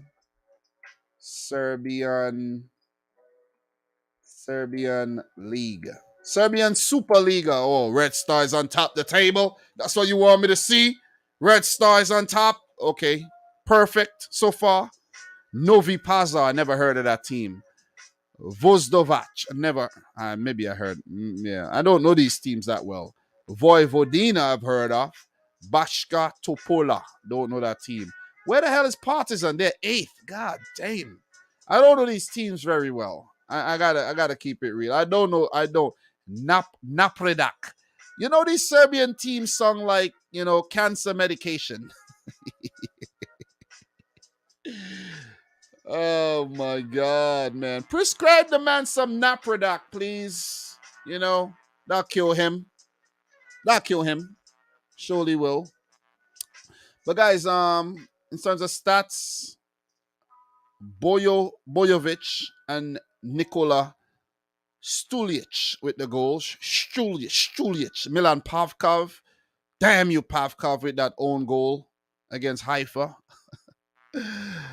I could never forget Pavkov, man. November 6, 2018, the day my son was born. Milan Pavkov single-handedly destroyed Liverpool FC. Okay, check every league. Come on, bro. Come on. Might as well just check the Jamaican League for run. You know what I'm saying? Jamaican League, you know? Jamaican Premier League. We're going to do that for run. You know, we're gonna go and we're gonna check the Jamaican Premier League, and they're sponsored by Digicel, Sagicor, Fosca Oats. Fosca Oats porridge don't taste too good, just so you know. And in my opinion, the table, Jamaican Premier League. You know, say me have to check the Jamaican Premier League one time, you know. Me have to do that for me boy run. The league like in a start yet. How them not have no information for the league, yeah. The league not start yet. 2021 regular season, any information depend that day? All right, so we have some information for the Jamaican Premier League, okay? This is my Jamaican accent, guys. And Waterhouse FC won the title. 10 matches played. Cavalier, second. Mount Pleasant, Tivoli Gardens, Harbourview, Via United. And there was the away standing and the home standing. Is that what it is? I don't even know what's going on in the Jamaican Premier League, but there's a regular season and then the lower table rung. I don't know, man. Relegation. I don't know, man. Listen, it's confusing, man.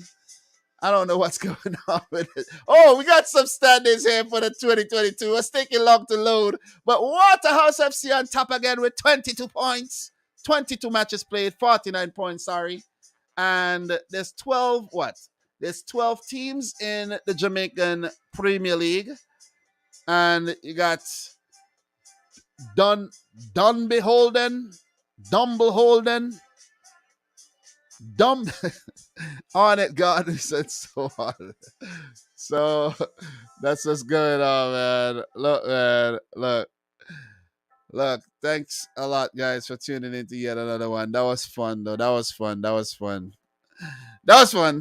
My wife's probably pissed off at me right now. She probably saying, "I don't care, man. You could do you. You could do you, bro. But I don't really care what you do. But you could just do you. All right." You could do you because you won't be doing me. Anyways, man, guys, thanks for tuning in to yet another one. It was fun. Another 3-hour live stream, and I'm doing the most. I'll see you guys again on Thursday for the review of this week's matches. It won't be 3 hours, okay? Might be just be 2 hours, but enjoy the games tomorrow, Wednesday, and Thursday. May the best teams win, and we will chat once again. You know what I mean? So thanks again, everybody, all of y'all who touched into the stream. And you know what I'm going to do in the future, though? I might actually put up some polls for you guys to vote in the polls, who knows, participation and things like that. I might actually do that. It might take a lot, but I don't know. I don't want to get into the habit because there might be a night when I'm doing prediction and I have my son Liam and I can't use my two hands to type. So maybe I'm not even going to get into that. So thanks again, guys, for tuning in. It was indeed a good stream. I like doing streams. And when I look back at my streams, I'd be like, damn, I did good. So if you're watching a replay, thanks again. I'll take the time, put in some timestamps for you guys to enjoy. Okay? So, guys, rainbow down. Until my next one. Thanks for watching. Peace out. Rich. Squad. Peace.